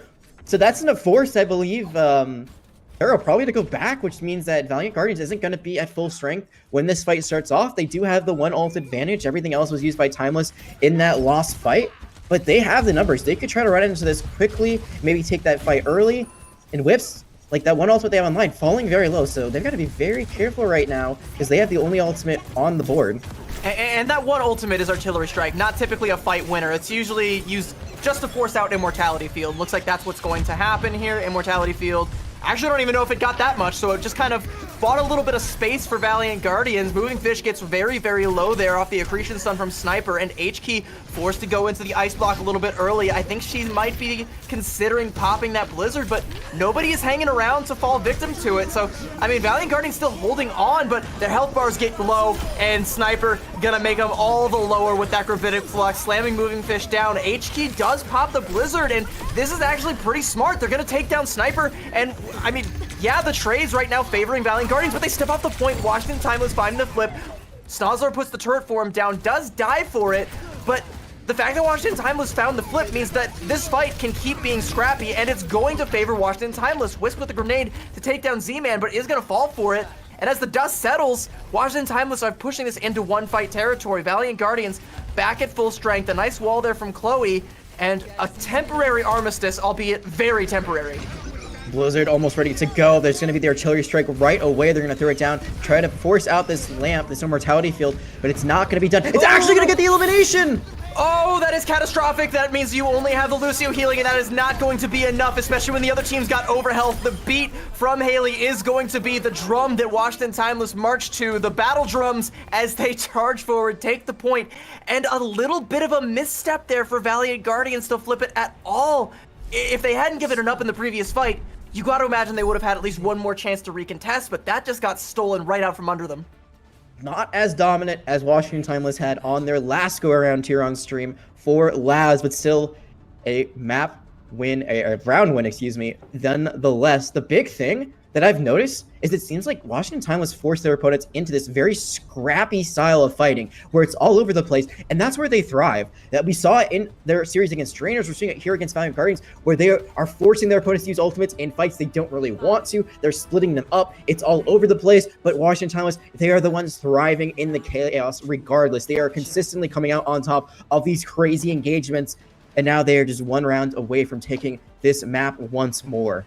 Calm under pressure, thriving in the chaos. That has been Washington Timeless's MO. Valiant Guardians gonna have to sow a little bit more chaos if they want to make Washington Timeless sweat, and they're gonna go ahead and do essentially what Washington Timeless did in the last one, position themselves where they have control over the point, and Washington Timeless have to go through them to get their feet onto the point there. And it looks like Sniper is up to the task, just going to push forward. Ice Block forced out from H-Key, and she's not able to live. Actually, the pressure does come out, and gets forced out there, pressured off and split from the rest of her team. And despite the damage coming out from Valiant Guardians onto Washington Timeless, it's looking like Washington Timeless are going to do just that. They go right through Valiant Guardians, capture the point, make the bodies hit the floor, and they are on the board.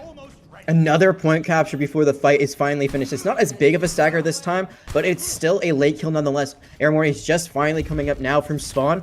They're so good at playing the objective and getting eliminations. I've seen them so many times lose fights where they still hold possession for so long that they get down to final fight territory. Like, what can't Washington Timeless do correctly, honestly? Like, I keep saying I want them to lose just because I don't want a golden, like, victory, but they do lose at least one here in this fight. I mean, yeah, you do ask what they can't do correctly, and apparently that keeps Snozzler alive in this fight.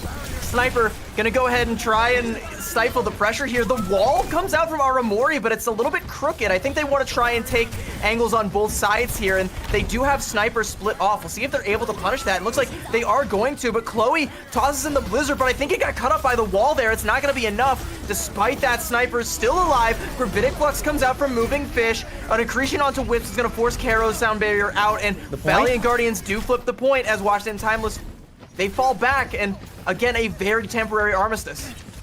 Yeah, that's one of the times that they actually did not play the objective very well, but they're still playing this. They're still trying to get some sort of fight advantage here. It's going to force it artillery strike, but they lose H-Key in the meantime. Yeah, and she was in the middle of popping the Blizzard. I don't know if that actually went off. I think Halo might have like Ajaxed, or Majaxed rather, and Wisp's gonna take down Z-Man. It's back and forth both ways, but Valiant Guardians have conceded control of the point again to Washington Timeless, and the last vestiges, that being Karo, trying to get out alive. Majax, I love that. We got to use that more often. CB coined it. If you ever use it in a broadcast, it was a CB original. But yeah, I don't think it went off. I'm pretty sure she died before it actually was on the field of play. So 2 ultimates from the DPS side of Valiant Guardians, neither finding anything. The point flipped again before the fight actually ends. Washington Timeless, they're looking at a last fight scenario. They're going to use the Gravitic Flux right away, and they've done so much damage already. Yeah, Wisp is not living through that one. The Immortality Field did come out, but I think it was just a little bit too awkward there where everybody landed, and they might as well have landed in their graves, because that's where Sniper and Snozzler have put them. A late stagger there onto Moving Fish with only 10% left. Karo is lurking, but Valiant Guardians, yeah, they're not going to get the touch here if Washington Timeless have anything to say about it. Karo actually does get a couple of toenails on the point there, but that's about it. H-Key gonna fall. The window damage is just too much, and yeah, Armory can pop hers, but that's not gonna get you on the point, my dear, and that should be Washington Timeless cleaning this one up with a token Doomfist resistance from Moving Fish. Valiant Guardians fall on control 2-0.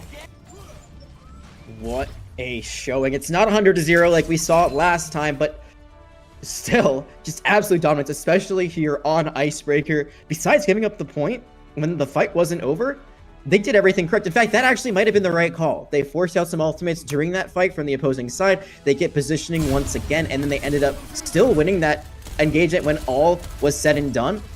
So just like objective play, again, is the name of the game. You can, I mean, technically you could win a map without ever getting elimination. It would be very difficult, and the other team would have to like not have their mouse, keyboard, or monitor on, but the objective is always going to be first and foremost what you're playing for, and there they play it to perfection.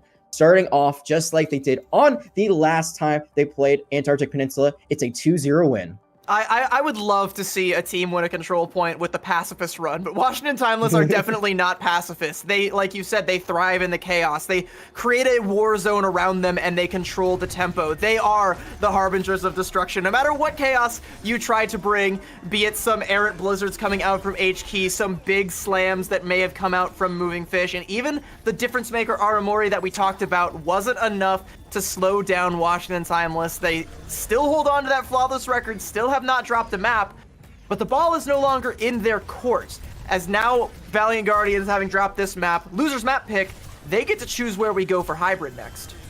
Yeah, absolutely, and I would suggest they don't go to Midtown. I don't want to see us go there again. It seems like Washington Timeless know that map through and through. I want to see them maybe placed out of their zone. I mean, we talk about Nimbani. That one, if I believe, I have to remember correctly, it was a week ago, like so much has happened this week, but I do think that went to extra rounds. If I remember correctly, like that was a pretty close map.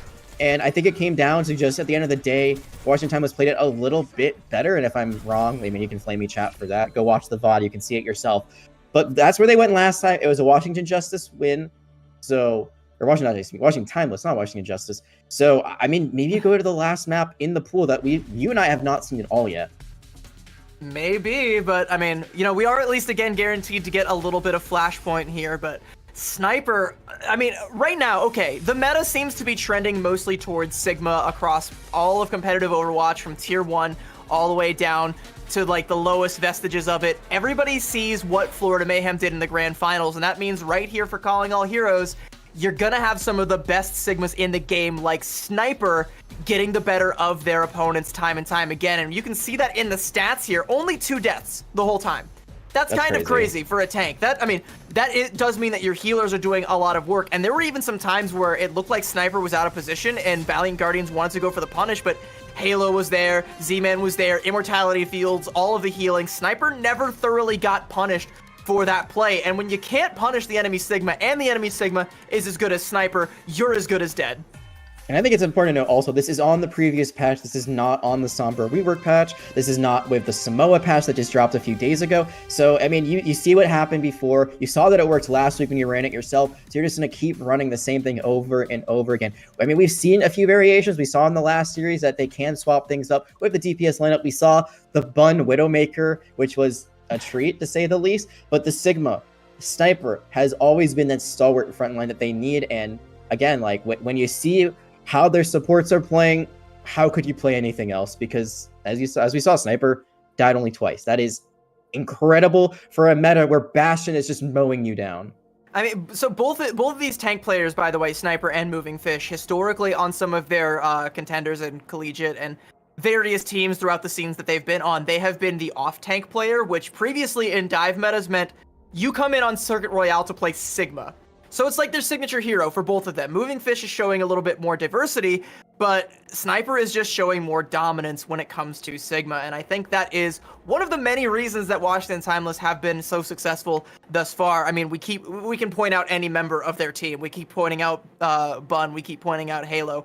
This team is just top tier across the board, but going up against somebody like Moving Fish, who has that similar pedigree of being the Sigma specialist for a team, is very telling. Coming out ahead in that 1v1 for Sniper is very telling. Is there a Sigma in Calling All Heroes that can dethrone Sniper? We will have to see. So far, the answer has been no. We're going to have to see if they can go for that dethroning play on Midtown. I was wrong. I mean, at least it's not what I would have chosen. Like, what is it about Midtown? What happened in Numbani, chat? I thought we were all in on Numbani last week. What happened? And that's the thing. I wanted to say this. We have had the same hybrid map like through both weekends. Like it was Numbani the entire time we broadcasted last week. It's Midtown the entire time we broadcasted this week. It seems like the map picks just keep switching week to week, but I'm a bit surprised honestly about this from Valiant Guardians because we just saw what Washington Timeless could do. And I mean they haven't lost a map yet, so they're at least 2-0 on this map for the two series that we've seen them on broadcast. So this feels like I would have loved to see an Eichenwald, honestly. Eichenwald is the last map in this pool. I'm not sure if Eichenwald's been played at all. At least we haven't seen it. I think it might have been played once last week with K-Wing and Billy when they were casting, but it seems like no one wants to go to that. Maybe no one's comfortable on it and said it's been Numbani in Midtown, and Midtown feels like a place that Washington Timeless just know too well. I think people don't want to pick Eichenwald because as the attacker trying to play into this meta, it's just too difficult. Like, Eichenwald's weird, right? Like, the first map feels very brawl heavy where you'll see a lot of Sigma, you'll see a lot of Orisa. Point B, feels like you kind of need, like, something divey in order to try and crack the defense, especially if they are playing a Sigma on the high ground. But then it's like, if you play Winston into a Bastion, you're going to drive yourself into the loony bin in no time flat. Like, it just isn't going to be a fun time at all. So that makes sense why we're seeing so much Numbani and why we're seeing so much Midtown, because Midtown is easily the brawliest of the three. Like, we have this high ground on the second point that you can see over here overlooking Streets phase, but point B and point A are both very, very brawl heavy, and that's kind of that Venn diagram that Sigma likes to live, right? That intersection of controlling high ground and brawling it out, especially with the Mei Bastion compositions that we've been seeing everybody favoring, especially Washington Timeless. Can I get an OWO in the chat? We got the OWO back once again. Some meows as well. I know there's been a few meows today here and there. I think the biggest thing about this is that traditionally Sigma, as you said, like is an off tank. In the previous meta is a double shield. The rest would be the main tank. Very fun meta. Everyone loved it, obviously. But the big thing now is like even in Overwatch 2, when we like saw this pick on Casino Royale in the past, or Circuit Royale, excuse me. Casino Royale is a James Bond movie. Very good. It's a very good one. Yeah, I always think of that for some reason. No. Shout out to Matt similarity, Mickelson, by the way. But the big thing is that it's always been kind of like that poke comp, like Baptiste, Zenyatta, maybe double sniper. But this new meta is that hybrid of where you just want to run in with the Sigma. You want to play brawl straight up in their face. And Midtown lets you do that for a lot of it. There is that high ground that you sometimes have to contest, but other than that, like it's literally just two teams smashing into each other, just like you would have a Reinhardt, just like you would have a Junker Queen. Caution, low clearance. I have it on good authority that Moving Fish is actually 11 foot 4 inches, a very tall gaming warlord, so that's going to make that choke all the more difficult to try and get through. Washington Timeless actually conceding a fair bit of ground just for the sake of holding the angles and not letting Valiant Guardians get through as the two teams just kind of jockey for position here. Moving Fish actually going to make a pretty big rotation around on their left-hand side there, and suddenly Washington Timeless are being slowly forced up the stairs. The Immortality forced out as the Accretion went out onto Moving Fish, and Valiant Guardians, I mean, they dipped their toes in the water, but it seems a little bit too cold. They have to jump back out. Well, very close. The Immortality Field had to be thrown up by Z-Man as well to make sure that Sniper and Snozzer could stay alive after that wall came up and almost sectioned them off from the rest of the team. Now both teams, or at least one team, Aramori, already has that Ant Matrix, and it's going to help catch out Haley. Yeah, that Bastion Grenade, I still don't know why it hasn't been nerfed, and I'm sure Haley's going to be wishing for a nerf right now, but through an Ant Matrix, I don't think it makes all the difference. Z-Man going to fall as well, and without a healer to your name, the point is surely going to go in favor of Valiant Guardians. That's a great play there from Aramori, and a great follow-up from Wisps. And that is going to be a very quick first point take. No C9 necessary for that one. Just outright win the fight. 5 minutes on the clock, and this might be exactly why Valiant Guardians picked this map. They had a very smart rotation. They waited for the Ant Matrix to be built up. They used it in a great spot that helped get that initial pick, and the Bastion Grenade through the Ant Matrix is just instant depth that hits anyone. It does so much more damage because of that increased damage threshold that Amplification Matrix gives you. I mean, speaking of instant death, this might be it for Valiant Guardians. There's that Immortality Field, but it's not enough to save Moving Fish. A huge Gravitic Flux from Sniper, and the follow-up is absolutely there. And as quickly as they cap the point, Valiant Guardians are now going to lose control of it. Washington and Timeless are taking all of that space right back. This first fight on second point seems so difficult just because of the high ground advantage you have as a defender. It's not just the far back over the bridge, it's also this kind of like scaffolding to the right side that we've seen a few teams try to set up on or at least hold on to as the cart moves forward. And Washington Timeless, they've played that before, they played like that again, and they are not afraid to play it more in the face of Valiant Guardians instead of getting them all this free room. The good news for Valiant Guardians though, they're going to have an entire ult bank and ult apocalypse as you will as they go in through this. As the artillery strike coming out, a lot of ults actually being popped. Both Blizzards comes out. Sound barrier from Karo to try and keep the team alive. Haley going to respond in kind with one of her own, but Haley, H-Key gets a little bit melted down there by Snozzler. The artillery strike gonna come out from Wisp, but a great grenade jump there from Snozzler to avoid the damage there. And Valiant Guardians, they haven't been able to find a way through the door. By the way, Washington Timeless are not playing the high ground, chat. They are playing forward. They want to try and control the choke and not even let Valiant Guardians touch the point. This is worst case scenario for Valiant Guardians. They still have 3.5 minutes, but they used everything there and they got nothing for it. They had to build up an entire ult economy once again after having a full ult bank. They can't catch out Sniper. It was a forced Immortality Field from Z-Man to keep them alive, as well as some shenanigans of the wall that they had to get through. But Washington Timeless, like you said, they are holding so aggressively, and Valiant Guardians have not been able to find a way to break through. Sniper has another Gravitic Flux if they need it, and they are going to indeed pop it, and there's no tool. There's only the Immortality Field from Aramori, and again, Moving Fish does not get caught in it, and Sniper with a nice 2K. The wall from Bun is phenomenal, and I mean, again, off the back of these Gravitic Fluxes, Washington Timeless continue to hold ground, and Valiant Guardians haven't even sniffed the payload in about 3 minutes.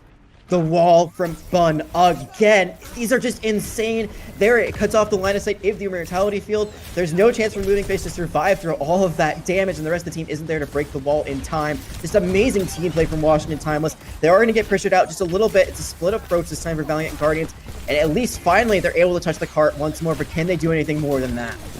Once again, Washington Timeless, they bend, but then they snap right back. There's that Ant Matrix coming out from Z-Man, an artillery strike from Whiffs, and the Gravitic Flux. Haley is there with the sound barrier to try and stifle all of the damage. Chloe does get caught out there though, so finally, the big playmaker, the walls now no longer a factor. Valiant Guardians can break the walls down, charge on forward, up onto this high ground. Snozzler pops the artillery strike, catches out Karo, but is going to pay for it, and I think that might even be an acceptable loss there, but Wisps is not, because now they don't really have the means to both push the cart and control the high ground at the same time. No, they do not, and it looks like Valiant Guardians for the meantime have decided to back off the high ground, try to get more cart progress. Actually, they backed off completely for the time being. I think they're trying to go for a full team reset and then re-engage on the high ground. They're giving up valuable time. They're giving up what could have been possible progress. I mean, they only have a minute and a half left. They lose this fight. They only have 1, maybe 2 fights more if they're lucky. And this cart is just not moving at all. There's the sound barrier from Karo to respond to that blizzard, and HK still caught in it though. She might fall. She's able to cling with a sliver of health. The immortality field saves her life there. She's able to clap back with one of her own, but Sniper has another gravitic flux, and there's no sound barrier now to stop it. HK is finally stifled, but Sniper stuck in a corner, put in timeout. Karo going to dish out the beating and put Sniper down there, and I mean, it's scrappy. It's trades for trades. Armori gonna fall. Valiant Guardians with only a minute left. This fight needed to be decisive. Washington Timeless, they've made it scrappy, and they've bought themselves more time. They're still control of the high ground. Valiant Guardians can't break through here, and they need to find something, and they're almost entirely out of ults to do it. They really needed to play the cart there. I'm very confused on the decision making. Yeah, Sniper gets the accretion of a lifetime, and now more time is going to be off the clock. Valiant Guardians are getting run through right now, and it all comes down to the fact that they didn't get cart movement. The Ant Matrix being used as well in a lost fight. They will have an artillery strike. They will have a gravitic flux, but I just really wish they had played that low ground. They should have kept moving the cart. I don't know why they let Washington Timeless retake the high ground for free. Look at how far forward Washington Timeless are playing. They're once again going to this choke. The artillery strike is going to force them back just a little bit, and Snozzler actually doesn't get all the healing. There was no immortality field that time. That might have been a small mistake there from Z-Man to try and hold on to that.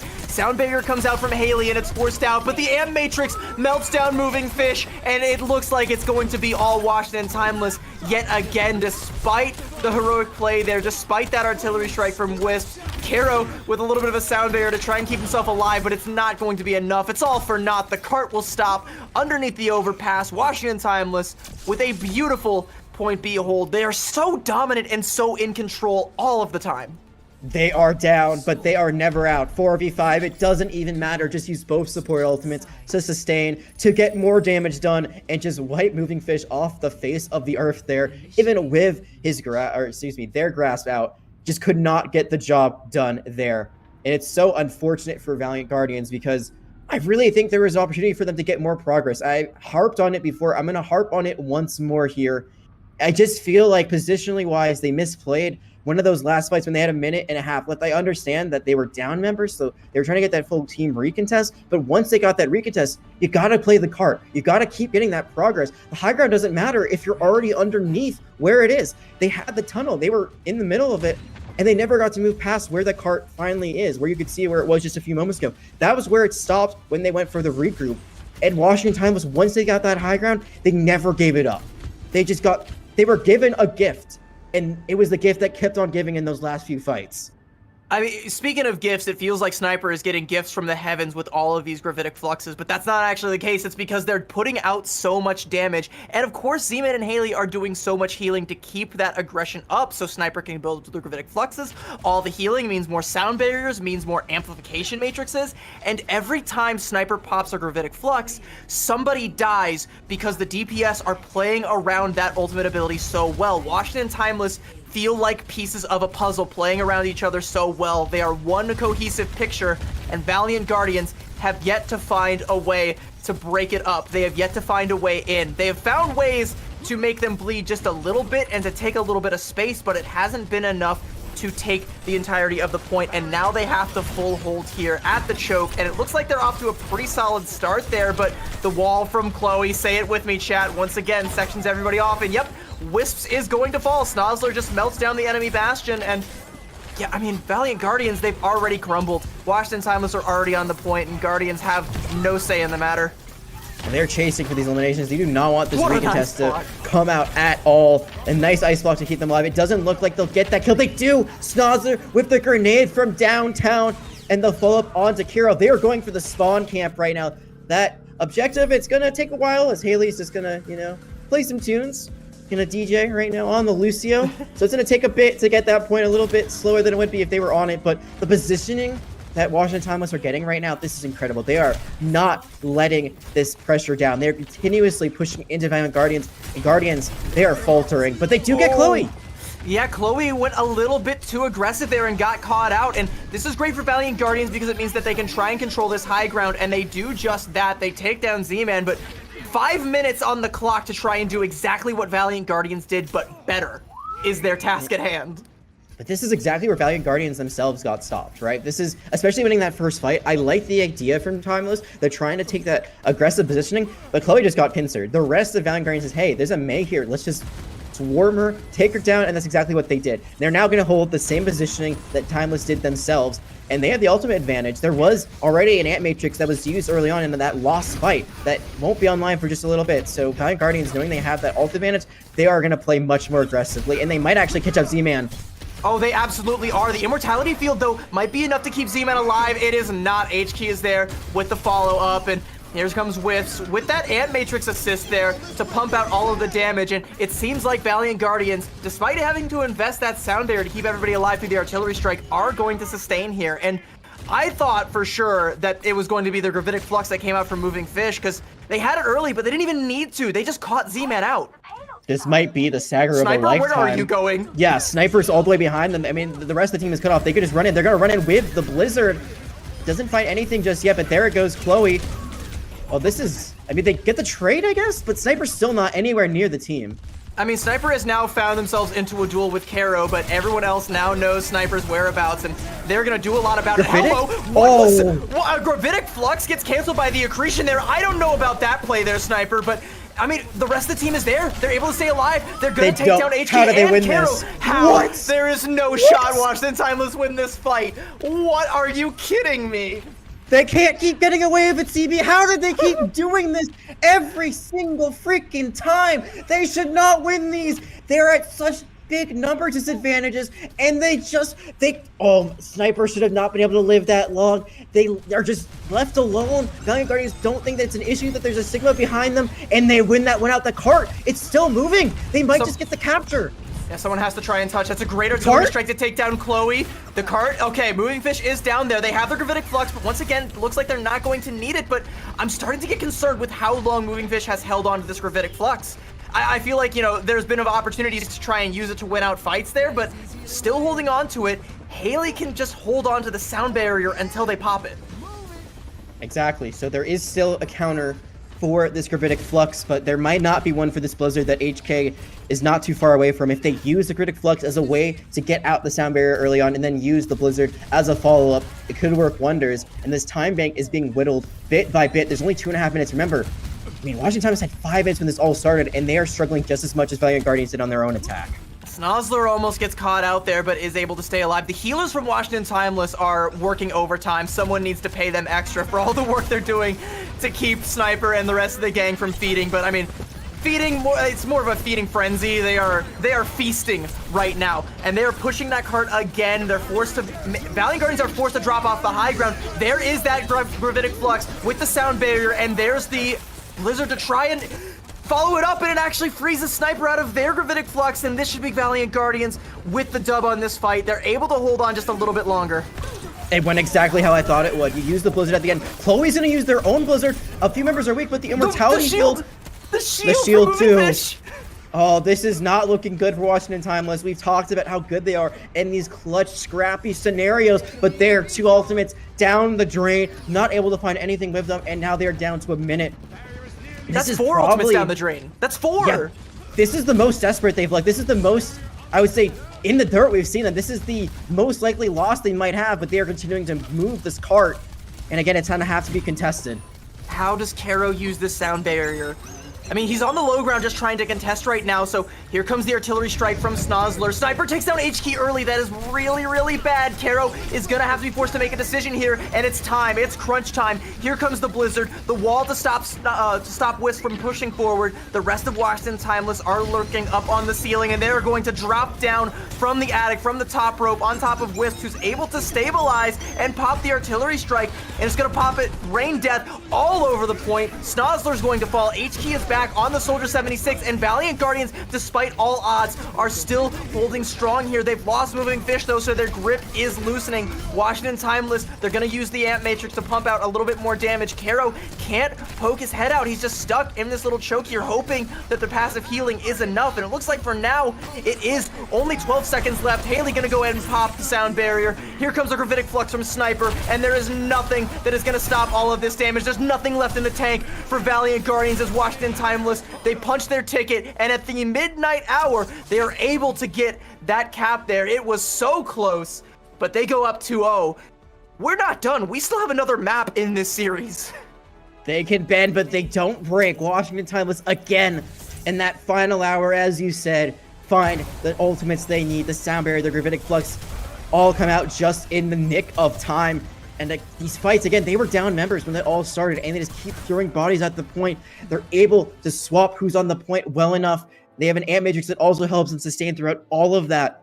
But it looks like what could be a Valiant Guardians win, what could be a 1-1 series, is once again Washington Timeless going up 2-0, one away from punching their ticket to the grand finals, one step away from being back-to-back champions if they're able to get there. And it was so close, but they get it done every single time. And both of these teams are scrappier than Scooby-Doo's nephew. And I mean, you keep talking about it like how they just throw bodies at the point, throw ultimates at fights that they shouldn't win. And both teams are privy to that, but Washington Timeless just have they have a lucky rabbit's foot or something. There is a guardian angel, someone looking out for them so that they are able to come up ahead every time. And in the neutral fight, when, you know, both teams are playing more optimally, it's, again, Washington Timeless that come up ahead. Almost every time Sniper has a Gravitic Flux, somebody dies because of it. Sure, a couple of times it's Sniper that dies because of it, but when it's not, it's usually 2 to 3 members of Valiant Guardians. And that's because Washington Timeless, again, like I was saying, play around each other so well. They understand their win conditions and how to execute them, and boy oh boy, are their executions. I mean, as long as there isn't an accretion to stop it or, you know, a blizzard to freeze it up, it seems like these Gravitic Fluxes are finding a lot of value. And one thing I want to point out, actually, that I don't think we really touched upon was that HP in that last fight had to swap to Soldier to touch the point, to get back into the swing of things. And that's a big difference maker, because that means you have no Mei. You do have the healing pad as a Soldier, but it's not necessarily the same protection where you're invulnerable like Mei has with her Ice Block. There's no wall to catch off everyone. You can see here, like, the Soldier's just trying to run away, trying to live, sustain, do anything to stay alive in that engagement, but can't do it. And I think that, like, early pick onto HT that made them swap to the Soldier was a really big difference maker in that last engagement.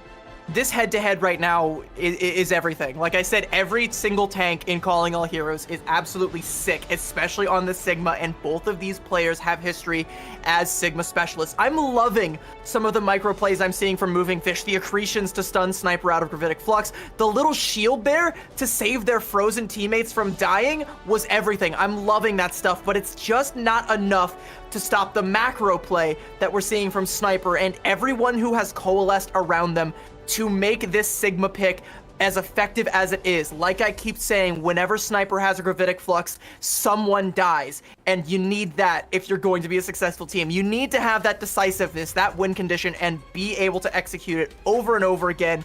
And looking at the deaths, Moving Fish was executed just a few more times than Sniper was.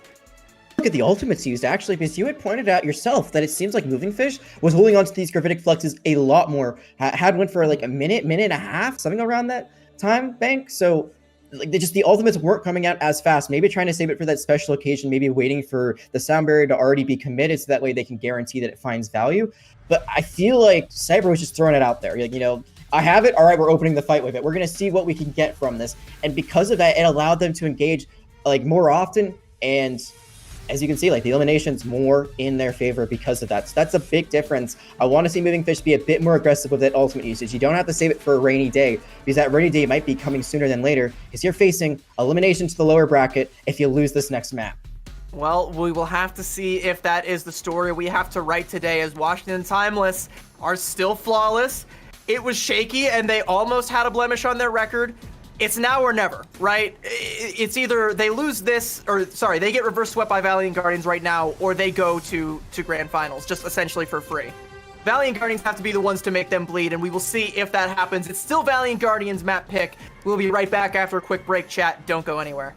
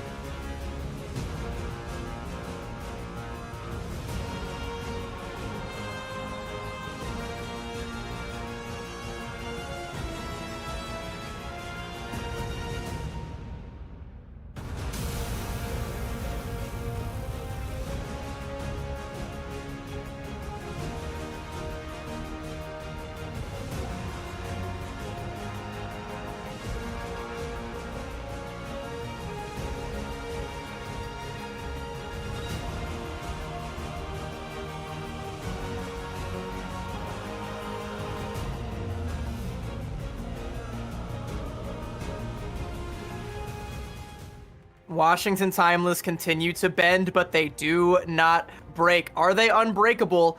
We will have to see. Valiant Guardians definitely put a couple dents in their armor, but not quite a crack yet, as Washington Timeless are still flawless. Sitting at 2-0, it's Valiant Guardians map pick. They have to try and make something happen right now. Once again, it's reverse sweep or go down to the lower bracket.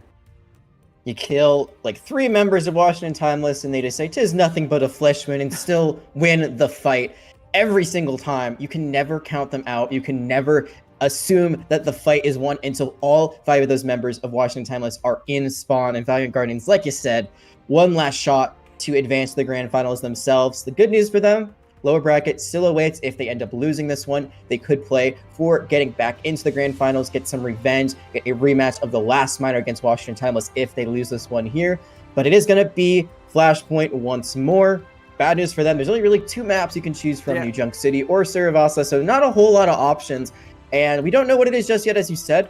I'm very curious to see what they pick here. I'm expecting Saravasa personally. I think that might be a little bit more conducive to what we've seen. I think both of these teams are trying to lean a little bit more into the Sigma composition, but Washington Timeless, even when they frankly should not be, are getting the better of the Sigma mirror. They just have a better understanding of how to play this composition. I remember I brought it up very early on. I know we talked about it, how many gravitic fluxes Sniper is using, and part of that is because of how much damage they're doing, how quickly they're able to build to those gravitic fluxes over and over again, and also how much healing Z-Man and Haley are putting out onto Sniper. That means that they always have a sound barrier and an amp matrix and an immortality field and all the tools they could possibly want to respond to moving Fish's gravitic fluxes. Well, Kero and Aramori are a little bit further behind. That's not to say that they're playing poorly. It's not to say that there's any sort of, issue going on with either backline. Just that Washington Timeless understand their win condition, how to play this composition, and they are as cohesive as it gets. Their armor is still steadfast. Valiant Guardians have got to make a crack now. And I think we gotta remind everyone that Haley, also known as Halo, previously was on this Valiant Guardians roster. They were on the roster for the last minor. They were dealt a blow by Washington Timeless in the last event. They ended up falling to them, and now they've joined up with this team. And you had mentioned before that it's like every member of this squad is a piece of the puzzle. I don't think Haley was the missing piece. I think she's a cheat code. I think she has just absolutely accelerated what this team can do. Again, it was only Haley and Sniper that won what was a 4v2, I think, in a fight. Everyone in Sniper was like literally in the defender's spawn on Midtown, was just all the way away from the fight, somehow gets back into it, sound barrier, gravitic flux, they win that one out. So Haley has just been a huge difference maker, and again, there's like that component of, this is my former team, I really want to beat them. I've already done it once in the Swiss stage, but this is where it matters the most in the playoffs. I mean, she very well might do it again, might get 1 over or 3 over in a row on her old team, and I mean, again, it's their map pick. We're still waiting on them to decide. It's a 50-50 shot, like either way, like we said. Yeah, they still haven't picked a map. They're really weighing their options here. And honestly, you want to think about this because you don't have another chance at Flashpoint here. The 2 maps are very, very similar, but different in a number of ways. Saravasa, we did see plays very well into that Sigma style that both teams want to try and play. And we've seen a little bit of flexibility from Valiant Guardians, and that might favor them on New Junk City. But are they willing to take that risk? Are they willing to make that gamble? Because it paid off for them on Control last weekend, but it didn't pay off for them on Control this weekend. And outside of that, we've only seen the Sigma Mirror. So what are the Guardians cooking?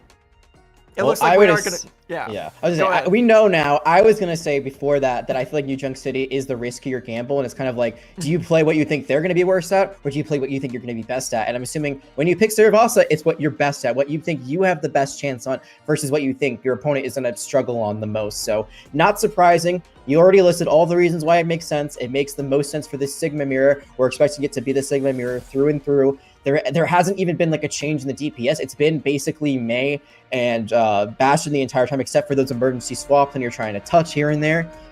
So it's just going to be good old Mirror once more. And so far, it's been Washington Timeless winning that Mirror every single time.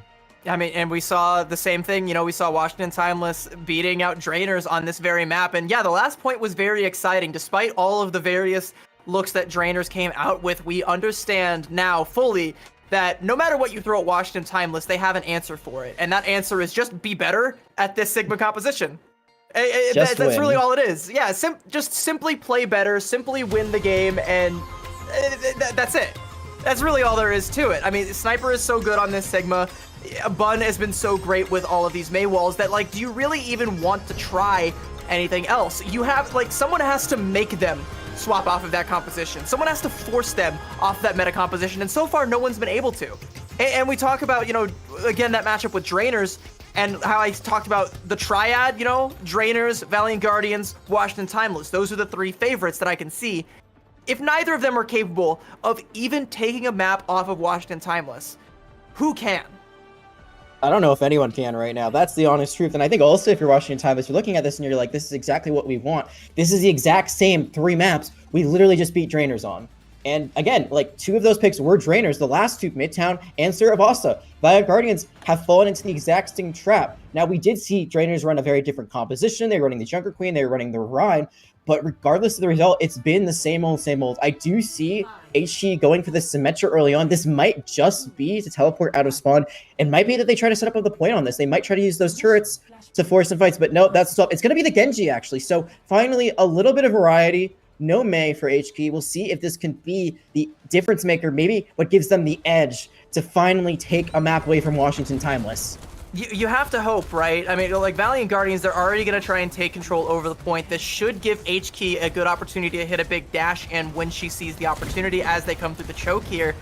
But it also makes it a lot more difficult for Moving Fish to try and win out this duel when you don't have the aid of the Mei to try and, you know, cut off the enemy at the pass here. Karo has to try and cut some players off at the pass with some boops there to keep them off the point there. Washington Timeless have started their march forward. They've already lost the Immortality field, though, and without that in their toolbox, that march is going to slow down to a brisk walk, maybe, as they just kind of chill out around the corner for a second. Chloe gets a little bit too aggressive there. That's a great dash there, but the healing is there. Snozzler does inevitably fall. Valiant Guardians take the first cap here, and Washington Timeless have already invested the Ant Matrix, and for that they are going to get Karo. That's pretty difficult to hold without your Lucio here. Washington Timeless are once again gonna bend and snap back, but actually gonna take it a little bit slow here. They're gonna mirror, or not a mirror, actually, they've now swapped off of the Bastion. They don't want those bullets to be deflected back by the enemy Genji, but it's gonna be the Sojourn as well, so finally some variation in this comp, but immediately Snozzler's gonna make a difference. And Wisp is gonna fall. Armory has to pop that Ant Matrix, but everyone just goes around it, and they're all in her face right now, and there's not enough punish there. Sniper goes super aggressive. Armory falls. There's not enough healing to sustain Moving Fish for all that much longer, and they are going to fall. Washington Timeless, I mean, off a great swap there from Snozzler, they're able to just march right in and flip the point. There's nothing that feels worse as a Baptiste than putting your ultimate down and just having the enemy team walk through it, say, we don't even care, and then there's just nothing that can protect you. Aramori got displaced, knocked out the high ground, tried to get back up, immediately got followed up on, and from there, Valiant Guardians, they end up losing that. The good news is they have everything except for the Amplification Matrix ready to go, but the most important ultimate, potentially, is Haley's Sound Barrier that could counter so much of what Valiant Guardians will try to do as they re-engage here. It looks like Karo might be forced to pop the Sound Barrier here. He's actually holding on to it. Diamond Hands just that Immortality field to try and keep everybody alive. Now Haley going to go ahead and pop hers. Karo going to follow as well as the Gravitic Flux comes out from Moving Fish, but there is no death on either side from it, and now the Ant Matrix coming out from Z-Man. It's going to slow Valiant Guardians down. HK invests the Blade and gets Snozzler for it, but not much else. The Blade gets shut down. The Ant Matrix from Z-Man is so clutch there, and Washington Timeless look primed to hold here. Chloe has a Blade of her own if she decides she needs it, but that would just be the death nail at this point, and it might not even be necessary, as all Washington Timeless have to do is bleed out time, bleed out the bodies, and suddenly there are no more bodies to contest. Bun is just absolutely one of the best projectile players I've ever had the pleasure of casting. I'm gonna say it here, I've casted all levels of play, but Bun absolutely amazes me every time. The main plays have been astounding, but this Genji, these swaps from Washington Timeless, a game changer. They see how they lost, they immediately make the adjustment, and they don't even need the Blade there, but the constant slicing and dicing, so much extra damage that helps everyone from Washington Timeless finish off the rest of Valiant Guardians, and the fact that they get a retake and a first point capture after giving up almost 70% initially, amazing turnaround. A retake, a first point capture, and they have 2 DPS ultimates, and nearly another Gravitic Flux going into the second point here, and they have control over it, and they have HK's head on a pike right now. So Washington Timeless, they got everything they can possibly want. What do you get for the team that has everything? Aramori gonna give them an Ant Matrix, but it looks like they kept the gift receipt as they don't want any of it. They just sit pretty on the point. They don't have to face check that. Yeah, it's a return, but this Gravitic Flux, it doesn't hit anyone! Oh, the Gravitic Flux from Moving Fish just completely whiffs, and sure, they take down Snozzler there. The accretion to try and stop Sniper's Gravitic Flux whiffs as well, and typically when Sniper pops that pops that Gravitic Flux, death will follow. Karo with the sound barrier to try and prevent that as Chloe pops the blade, a sound barrier to follow as well coming out from Haley, and Valiant Guardians have now run the coffers completely dry. They don't have any more tools to try and crack this, and there's still an Amp Matrix for the side of Washington Timeless if Z-Man decides to pop it, but will they even need it? I mean, Washington Timeless once again can just bleed out time, play the clock, play the angles, force Valiant Guardians to make a mistake. Aramori has an Amp Matrix of her own, but Z-Man gonna go ahead and pop theirs, and Haley's gonna fall. Wisp with a huge headshot there. Suddenly it's Washington Timeless on the back foot as Valiant Guardians are in the driver's seat. They can go aggressive, and Washington Timeless, they're just keeping their feet on the point to try and build up more percentage, lead out more time, but the flip will inevitably come through once they deal with Chloe here, and yeah, she's dispatched. Finally, Valiant Guardians get themselves in. Sign of life, but immediately Sniper answers back. Is this going to be what we've seen so many times, where it feels like Valiant Guardians should win this out when they have the numbers advantage, and then they just go too far forward? They just don't have the numbers in the places that they need them to be. So far, so good. The blade gonna be used now by HG. It has not found anything, but there it is, a double, but Chloe's able to trade it out. I mean, that's great that they're able to trade it out there, but I mean, Valiant Guardians, they still got way more than they could have bargained for. Both backliners for a blade, you take that every day of the week, and that's going to help them tick up the percentage to hopefully match the 90% advantage that Washington Timeless currently have. Absolutely, and the fact that they're finally getting some time is huge. This could actually be last fight territory. If Valiant Guardians can close this out, they should be able to take this point. Sniper's already got another Gravitic Flux, and they might be looking to use it if they even need it. There's that Immortality Field, and with that already out, huge accretion from Moving Fish to shut it down. No deaths on this day. Valiant Guardians, they're able to weather the storm. Wisp comes back with the overclock, looking for a head to shoot with it. Amp Matrix comes out, so they're going to all want to back out here as Valiant Guardians, they get this into overtime. Sniper falls, though. Karo, it's traded out a support for a tank. I think this favors Valiant Guardians, but it puts a lot of weight on Aramori's shoulders. Here comes that Gravitic Flux from Moving Fish, and that is going to be Valiant Guardians taking the point here on Servasa, putting us at 1-1. Signs of life, and this is the time to show it. You talked about before, do or die in this series. You lose this, it's down to the lower bracket. You don't want to give this team anything more than Washington Timeless already has gotten. Not only that, but again, the flawless run could come to an end here if Valiant Guardians can pull this out and force a map for alt banks basically reset, except for Washington Timeless, who have two almost ready to go. Aramori does almost have that Amp Matrix themselves. And we've seen this before. It's not the smartest idea to try to fight Washington Timeless off the point. Amp Matrix comes out, Snozzler returning in kind with an overclock, and it seems pretty bloodless, just a couple of lamps being shut down. I think there's like a college frat party there, but H-Key goes way too deep, actually. Snozzler gonna go ahead and take her down, and Valiant Guardians, they got a little too aggressive there, and it looks like Washington Timeless are going to win this fight, but hey, nobody was fighting anywhere near the point, so Snozzler's just gonna go ahead and make the trek over, start ticking the cap up. I don't know what kind of parties you're going to in college, but lamps definitely broken all over the place, and Washington Timeless do come out on top once more. We saw this with trainers where they tried to fight Washington Timeless off the point. It seems like that's where Washington Timeless are in their zone. They always seem to win these fights that are kind of in the middle of the map before the point actually unlocks. They've gotten it already, but now it's going to be Valiant Guardians re-engaging.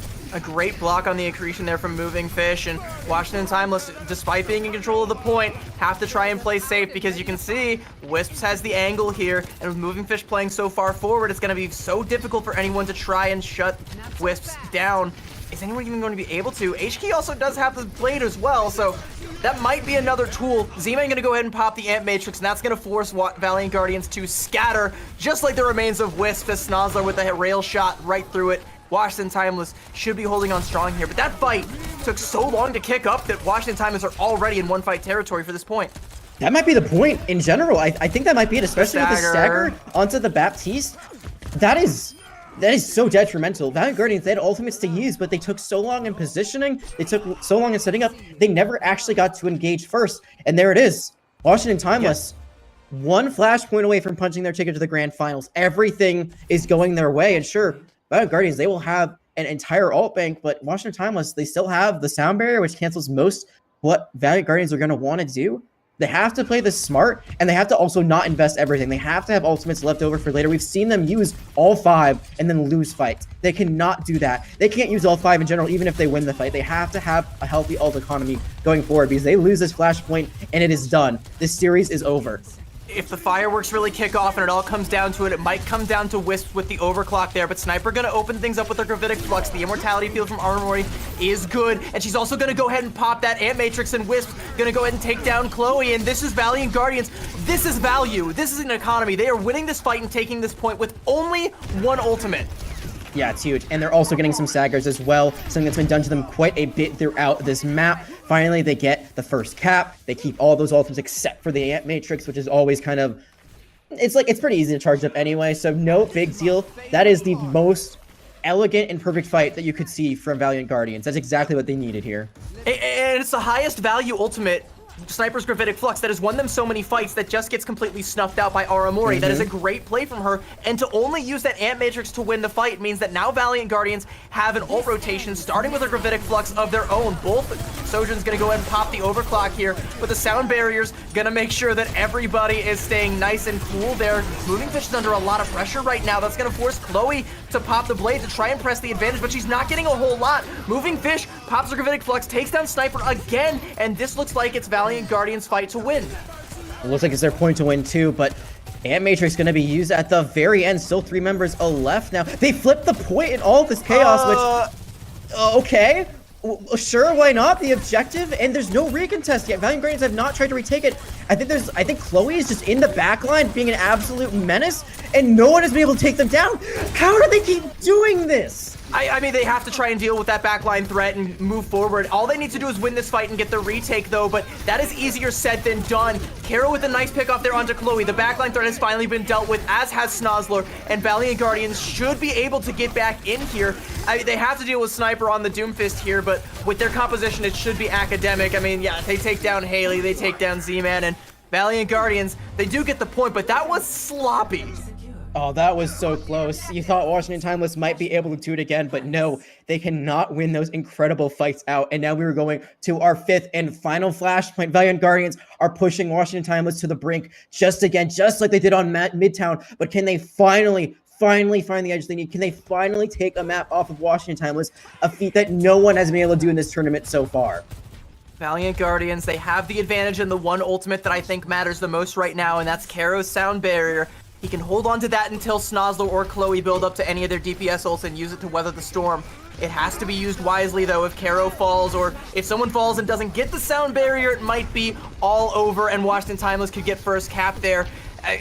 Valiant Guardians are just kind of corralled into this little area here, and they can't really get their feet on the point. They're going to rotate around to try and contest, and Washington Timeless nearly snake it out from underneath them. H-Key looking for an angle there, but Wisps gets caught out by Chloe. Sound barrier comes out from Karo. Haley was able to build up to hers, so now it is mirrored, and Valiant Guardians are once again behind the 8 ball here. Sniper, though, behind the team and gets caught out. Overclock forced out from Snozzler, and that is catastrophic. I mean, yeah, Washington Timeless, they're going to be able to find it, but they had to invest so much more heavily than they would have. Yeah, absolutely. I will say it's a great play that they made where they forced members of Valiant Guardians to go to the point, and then when they saw that they were finally being contested for that capture, that's when they went and they all engaged and everyone that was still high ground. But it was expensive on both sides. It comes out a little bit better for Washington Timeless because they will have the Gravitic Flux. They'll have 3 ultimates. To Valiant Guardians, well, actually, they'll have 3 as well. So it feels like all things are even when all things are said and done. But I have to get the edge a little bit to Valiant Guardians. They have both DPS ultimates. They can do so much more damage right now. They just have to be quicker on the draw. They have to execute quickly, and they are starting to run out of time. It's already 60% on this final flashpoint. I wanted to see Moving Fish go aggressive with the Gravitic Flux, but it looks like the Blade is actually going to be what comes out first. But Moving Fish gets taken down, and the rail shot from Snozzler onto H-Key shuts the Dragon Blade down, and that might have just been it. That might have been the death nail. There's only one more chance for anyone to touch, and Sniper wants to snuff that out. A Gravitic Flux, 2 whiffs. Can anybody touch? We're at 88%. H-Key swaps over onto the Tracer, but Chloe gonna try and cut her off at the pass, pops the Dragon Blade, and there is no way in. Karo falls. Nobody can touch. And it was so close. Valiant Guardians had it in the palm of their hands, but Washington Timeless pull it right out from under them. Once again, winning fights they have no business winning. Finding the picks they have no business finding, but still staying flawless. It's all about the ruthless aggression, and every time that Washington Timeless was able to show it and execute the way they wanted to, Valiant Guardians had no answers. They had the ultimates, but they didn't have the initial drive to do it. They didn't execute quickly enough. They didn't press Q first, and this is what happens when you don't do that. You lose. It's heartbreaking. It was so close on these last two maps. Valiant Guardians had a chance to win Midtown. They had a chance to win out on Saravasa and force a map 4. Stop Washington Timeless from being these menaces that they have. Stop them from having what could be potentially the perfect tournament run. They have yet to drop a map. They still have yet to drop a map. And again, we've said it so many times. Is it enough? It is not enough at the end of the day. And now Valiant Guardians are going to have to go back to the drawing board in the lower bracket. I don't know if either of the teams actually realize how close that was. When I was saying I wanted to see Moving Fish go aggressive with that Gravitic Flux. That's because they had one and Sniper did not, but that window rapidly closed as Valiant Guardians approached. Sniper did enough damage to build up to one of theirs. And the plan, I think, was to try and go in with that Dragon Blade, but while they were trying to set up for that, Moving Fish just collapsed. You know, all the damage that came up from the Amp Matrix just melted the enemy Sigma down, and suddenly there was just no more win condition. Both of the two win conditions, the Gravitic Flux and the Dragon Blade, got quickly wiped off the field, taken off the board, and Washington Timeless no longer had to sweat. Had Moving Fish pulled the trigger on that Gravitic Flux, maybe in conjunction with the Blade, and that might have been what they were trying to do, waiting for HK to get into position to let that combo rip, that might have been the win for Valiant Guardians. It's just a quick, like a split-second decision, and that split second that Moving Fish trips over the last hurdle, that HK gets decapitated at the last possible second, that ends up pulling it back in Washington Timeless's favor. Again, when they have no business winning the fights, they find the fight win. Shoulda, woulda, coulda is the name of the game here, unfortunately, for Valiant Guardians. So close, but I think we see the deaths per 10, and I think that's a huge factor of what happened here at the end of this map. It was the Genji pick originally from HK, but it seems like when they try to go in, they were usually being found out. That Blade at the end, it could have been their saving grace, but like you said, the rest of the team kind of fell apart while they're trying to set up for that. The execution just was not quick enough, and that is these micro decisions, these moments where it takes just a little bit too long to get in the position that you want to get into the place you want to be, where you actually are able to use these ultimates. They just could not set up the way they wanted to. And this is what happens. To the lower bracket they go. I mean, yeah, to the lower bracket they go. Like you said, it's nothing to lose your head over unless you're HK trying to pop a Dragon Blade in front of Snozzler, who will take your head off with a rail brutal. shot. That's so brutal. I mean, it was a brutal shutdown. You know, when you go all in with a Dragon Blade like that and it gets shut down, it is brutal. It feels crushing, and that has to feel very crushing for Valiant Guardians. But like I said, I don't know if they know, or if Washington Timeless even know, how close that actually was. Maybe they do if the old tracking was there. Maybe they understood their win condition a little bit better, which would be on par with, you know, what we've seen so far. I mean, Midtown was like all over the place, but again, Washington Timeless, they understand their win conditions and they execute them, and that is what it all comes down to at the end of the day. And that still leaves us with the question, can anybody stop Washington Timeless? We've seen two of the best in all of Calling All Heroes step up today to try and take a crack at it, but no one's even made them sweat. If you come at the king, you best not miss. And these two teams, these two greats, Drainers and Valiant Guardians back to back, they missed. They grazed them, kinda, a little bit. I don't even know if, like, again, Washington Timeless know how close it came, but they missed. They did indeed. And we're going to have some of those questions answered. I think I know what the answer is anyway from Washington Timeless on if anyone can do anything against them. But we're going to have some other questions for a member from their team in just a few moments. We're going to take a quick break before the interview, but after, we're going to be talking to a member.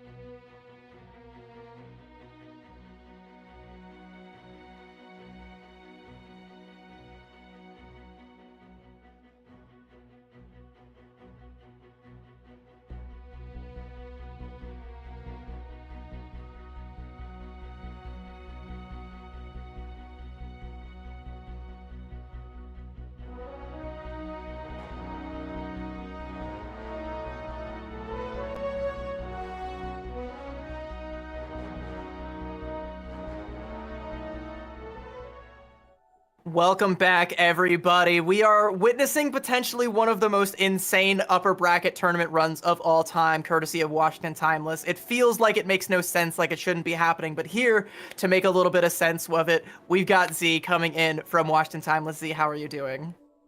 Pretty good. Some nice wins today, so feeling good about our performance. You definitely should be feeling pretty good about your performance, not just today, but across the entire tournament. You are now in grand finals without dropping a single map. I want to ask you, I think I know the answer, but I want to hear it from you. Is a full golden tournament possible? Yeah, for sure. I think that, we don't really think about it too much in the game, but we know what the expectations are for our team. We just practice really hard, and we don't really have any holes when it comes to our players. Like, we have strong players in every role, so it's very easy to fall back on. Yeah, no holes to be seen whatsoever. The game plan has been flawless so far, but I will say Valiant Guardians definitely tested you a bit today. There were some very close calls. I want to talk about Midtown and that final fight on your attack. Came down to a buzzer beater. You had a very clutch Ant Matrix that helped keep your team in it. How are you, as a team, able to pull out that victory? Honestly, like I said, we just have good players in every role, and I don't really feel like we have any nerves. We're all pretty experienced players, so even when it gets down to those final fight situations, we kind of lock in a little bit more, to be honest. And so we just start calling a little bit more and listen to each other, and we're good enough players that we can pull it through usually. The ability to lock in some of those tough moments and being able to weather the storm is something that definitely shows in your guys' team play. It feels like you guys all play off of each other so well, especially in these Sigma compositions, which seems to be your bread and butter so far. But I want to know, do you guys have any other looks that we haven't seen that maybe you're just saving for a rainy day? Yeah, if for whatever reason our Sigma comp is really struggling, we'll make small adjustments to it, like you saw on Servasa.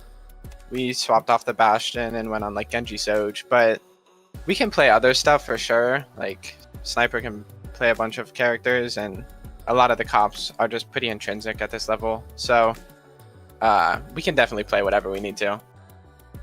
Well, you're about to be playing in the grand finals no matter what. You've locked in your spot, your second back-to-back grand finals. As a team, I gotta ask, who are you expecting to be meeting there? I feel like definitely the Guardians. Valiant Guardians push us the most, and I feel like when they're playing well, they're probably the best team to play against. It definitely feels like they push you, but again, not even enough to take a map off of you. And with how well you guys have been playing and the fact that you are now in grand finals, you have definitely earned a fair bit of congratulations for that. You've also earned yourself the floor, which I will give to you to answer these two questions. First of all, how does it feel to be here in Calling All Heroes and be in the grand finals at this point? And do you have any shout outs you want to give, any last words that you want to say? The floor is yours. Take it away. It's really cool to be in Calling All Heroes. It's a nice environment, and playing around a bunch of new people, making new friends and connections is always fun. And having a nice bit of competition is always a good time. So I'm really enjoying myself. And I just like to thank my parents and friends for always supporting me. They're the best. Love to hear it. Thank you so much to Z for coming in. What a great interview. What a great performance that we've seen from Washington Timeless, and they are not quite done. If you want to see how their story ends, you're gonna have to tune in tomorrow. But today, we've had a lot of great matches. Unfortunately for Jag, we did not get to see a map 4. I know how badly you want. I wanted one too. I've been right here with you for most of it, but I for your sake, because I know that it's just you're not gonna be here tomorrow, and I am, so I wanted to give that to you. I wanted you to be there to see it, but how unfortunate. But Yeah. we still had a lot of great maps. Or a lot of great matches. We can take a look at the bracket really quick to see how things have shaken out thus far and see what tomorrow might be looking like.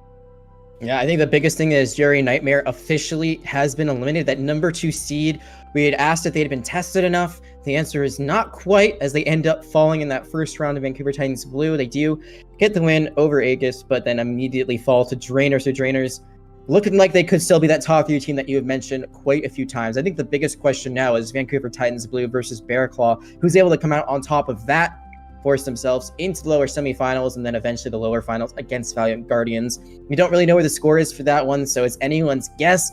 We talked about Vancouver Titans Blue and how much we want them to break through that threshold of 5th through 6th. That's where they are, I believe, right now. If they win this next one, they could break into top 4, then maybe even top 3. So still plenty of run for them left potentially if they can win this one out.